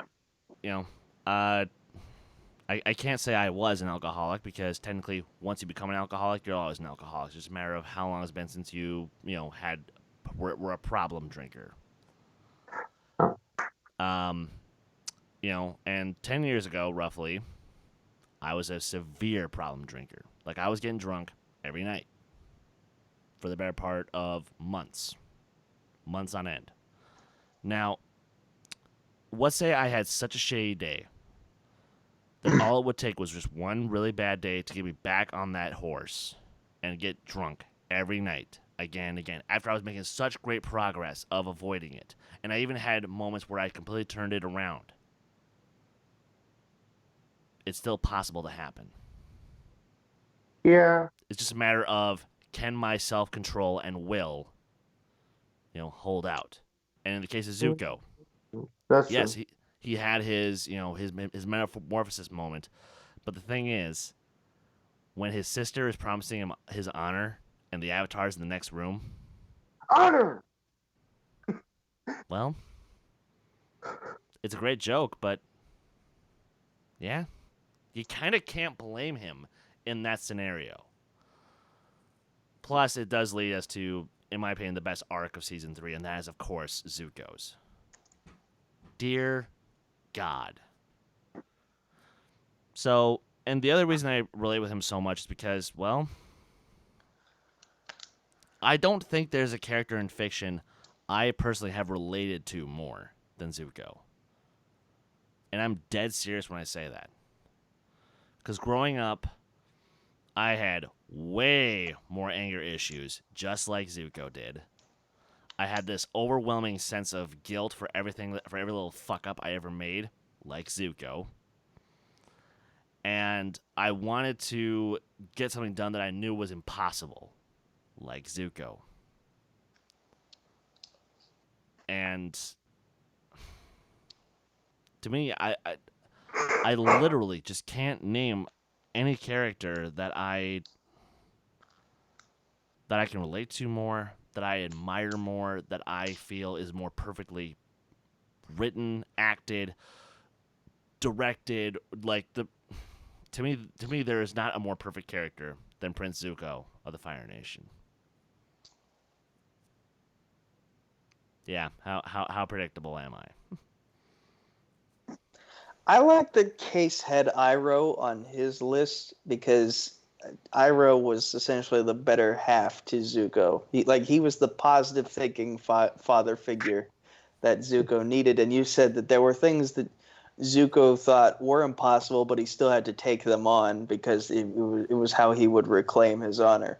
And Iroh, he always approached things from a perspective of nothing was impossible so long as you believed. And although he was like, I don't want you going after the Avatar because I'd rather you go down the path of light, which that would definitely not be part of it. I want you to come to Basing Say and run my tea shop with me. That was what I wanted. Pretty much. You know, and that's the thing. And the thing is, Zuko doesn't get in my top list without Iroh kicking his ass every step of the way there. So, you know. Yeah, in that regard, it's kind of, you can't have Zuko without Iroh. And you have a lot of characters. Like, a lot of people say that Han Solo is their favorite Star Wars character. I disagree because you don't have Han without Chewie. Exactly. You know, or it would be like if you said, you know, and that's the thing. If you were to say Kirk is your favorite Star Trek character, where are Spock and Bones? And hell, I literally those three.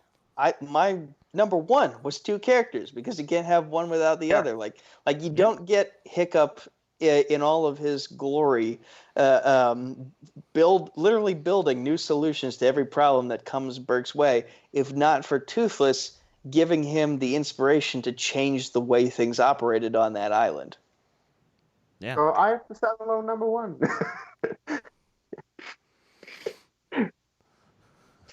Yes. Well, technically, you don't get Anakin without Obi-Wan, and you don't get Vader without Palpatine. So you have two influences. Oh, you do. No, you do. Vader and Anakin are both standalone enough characters.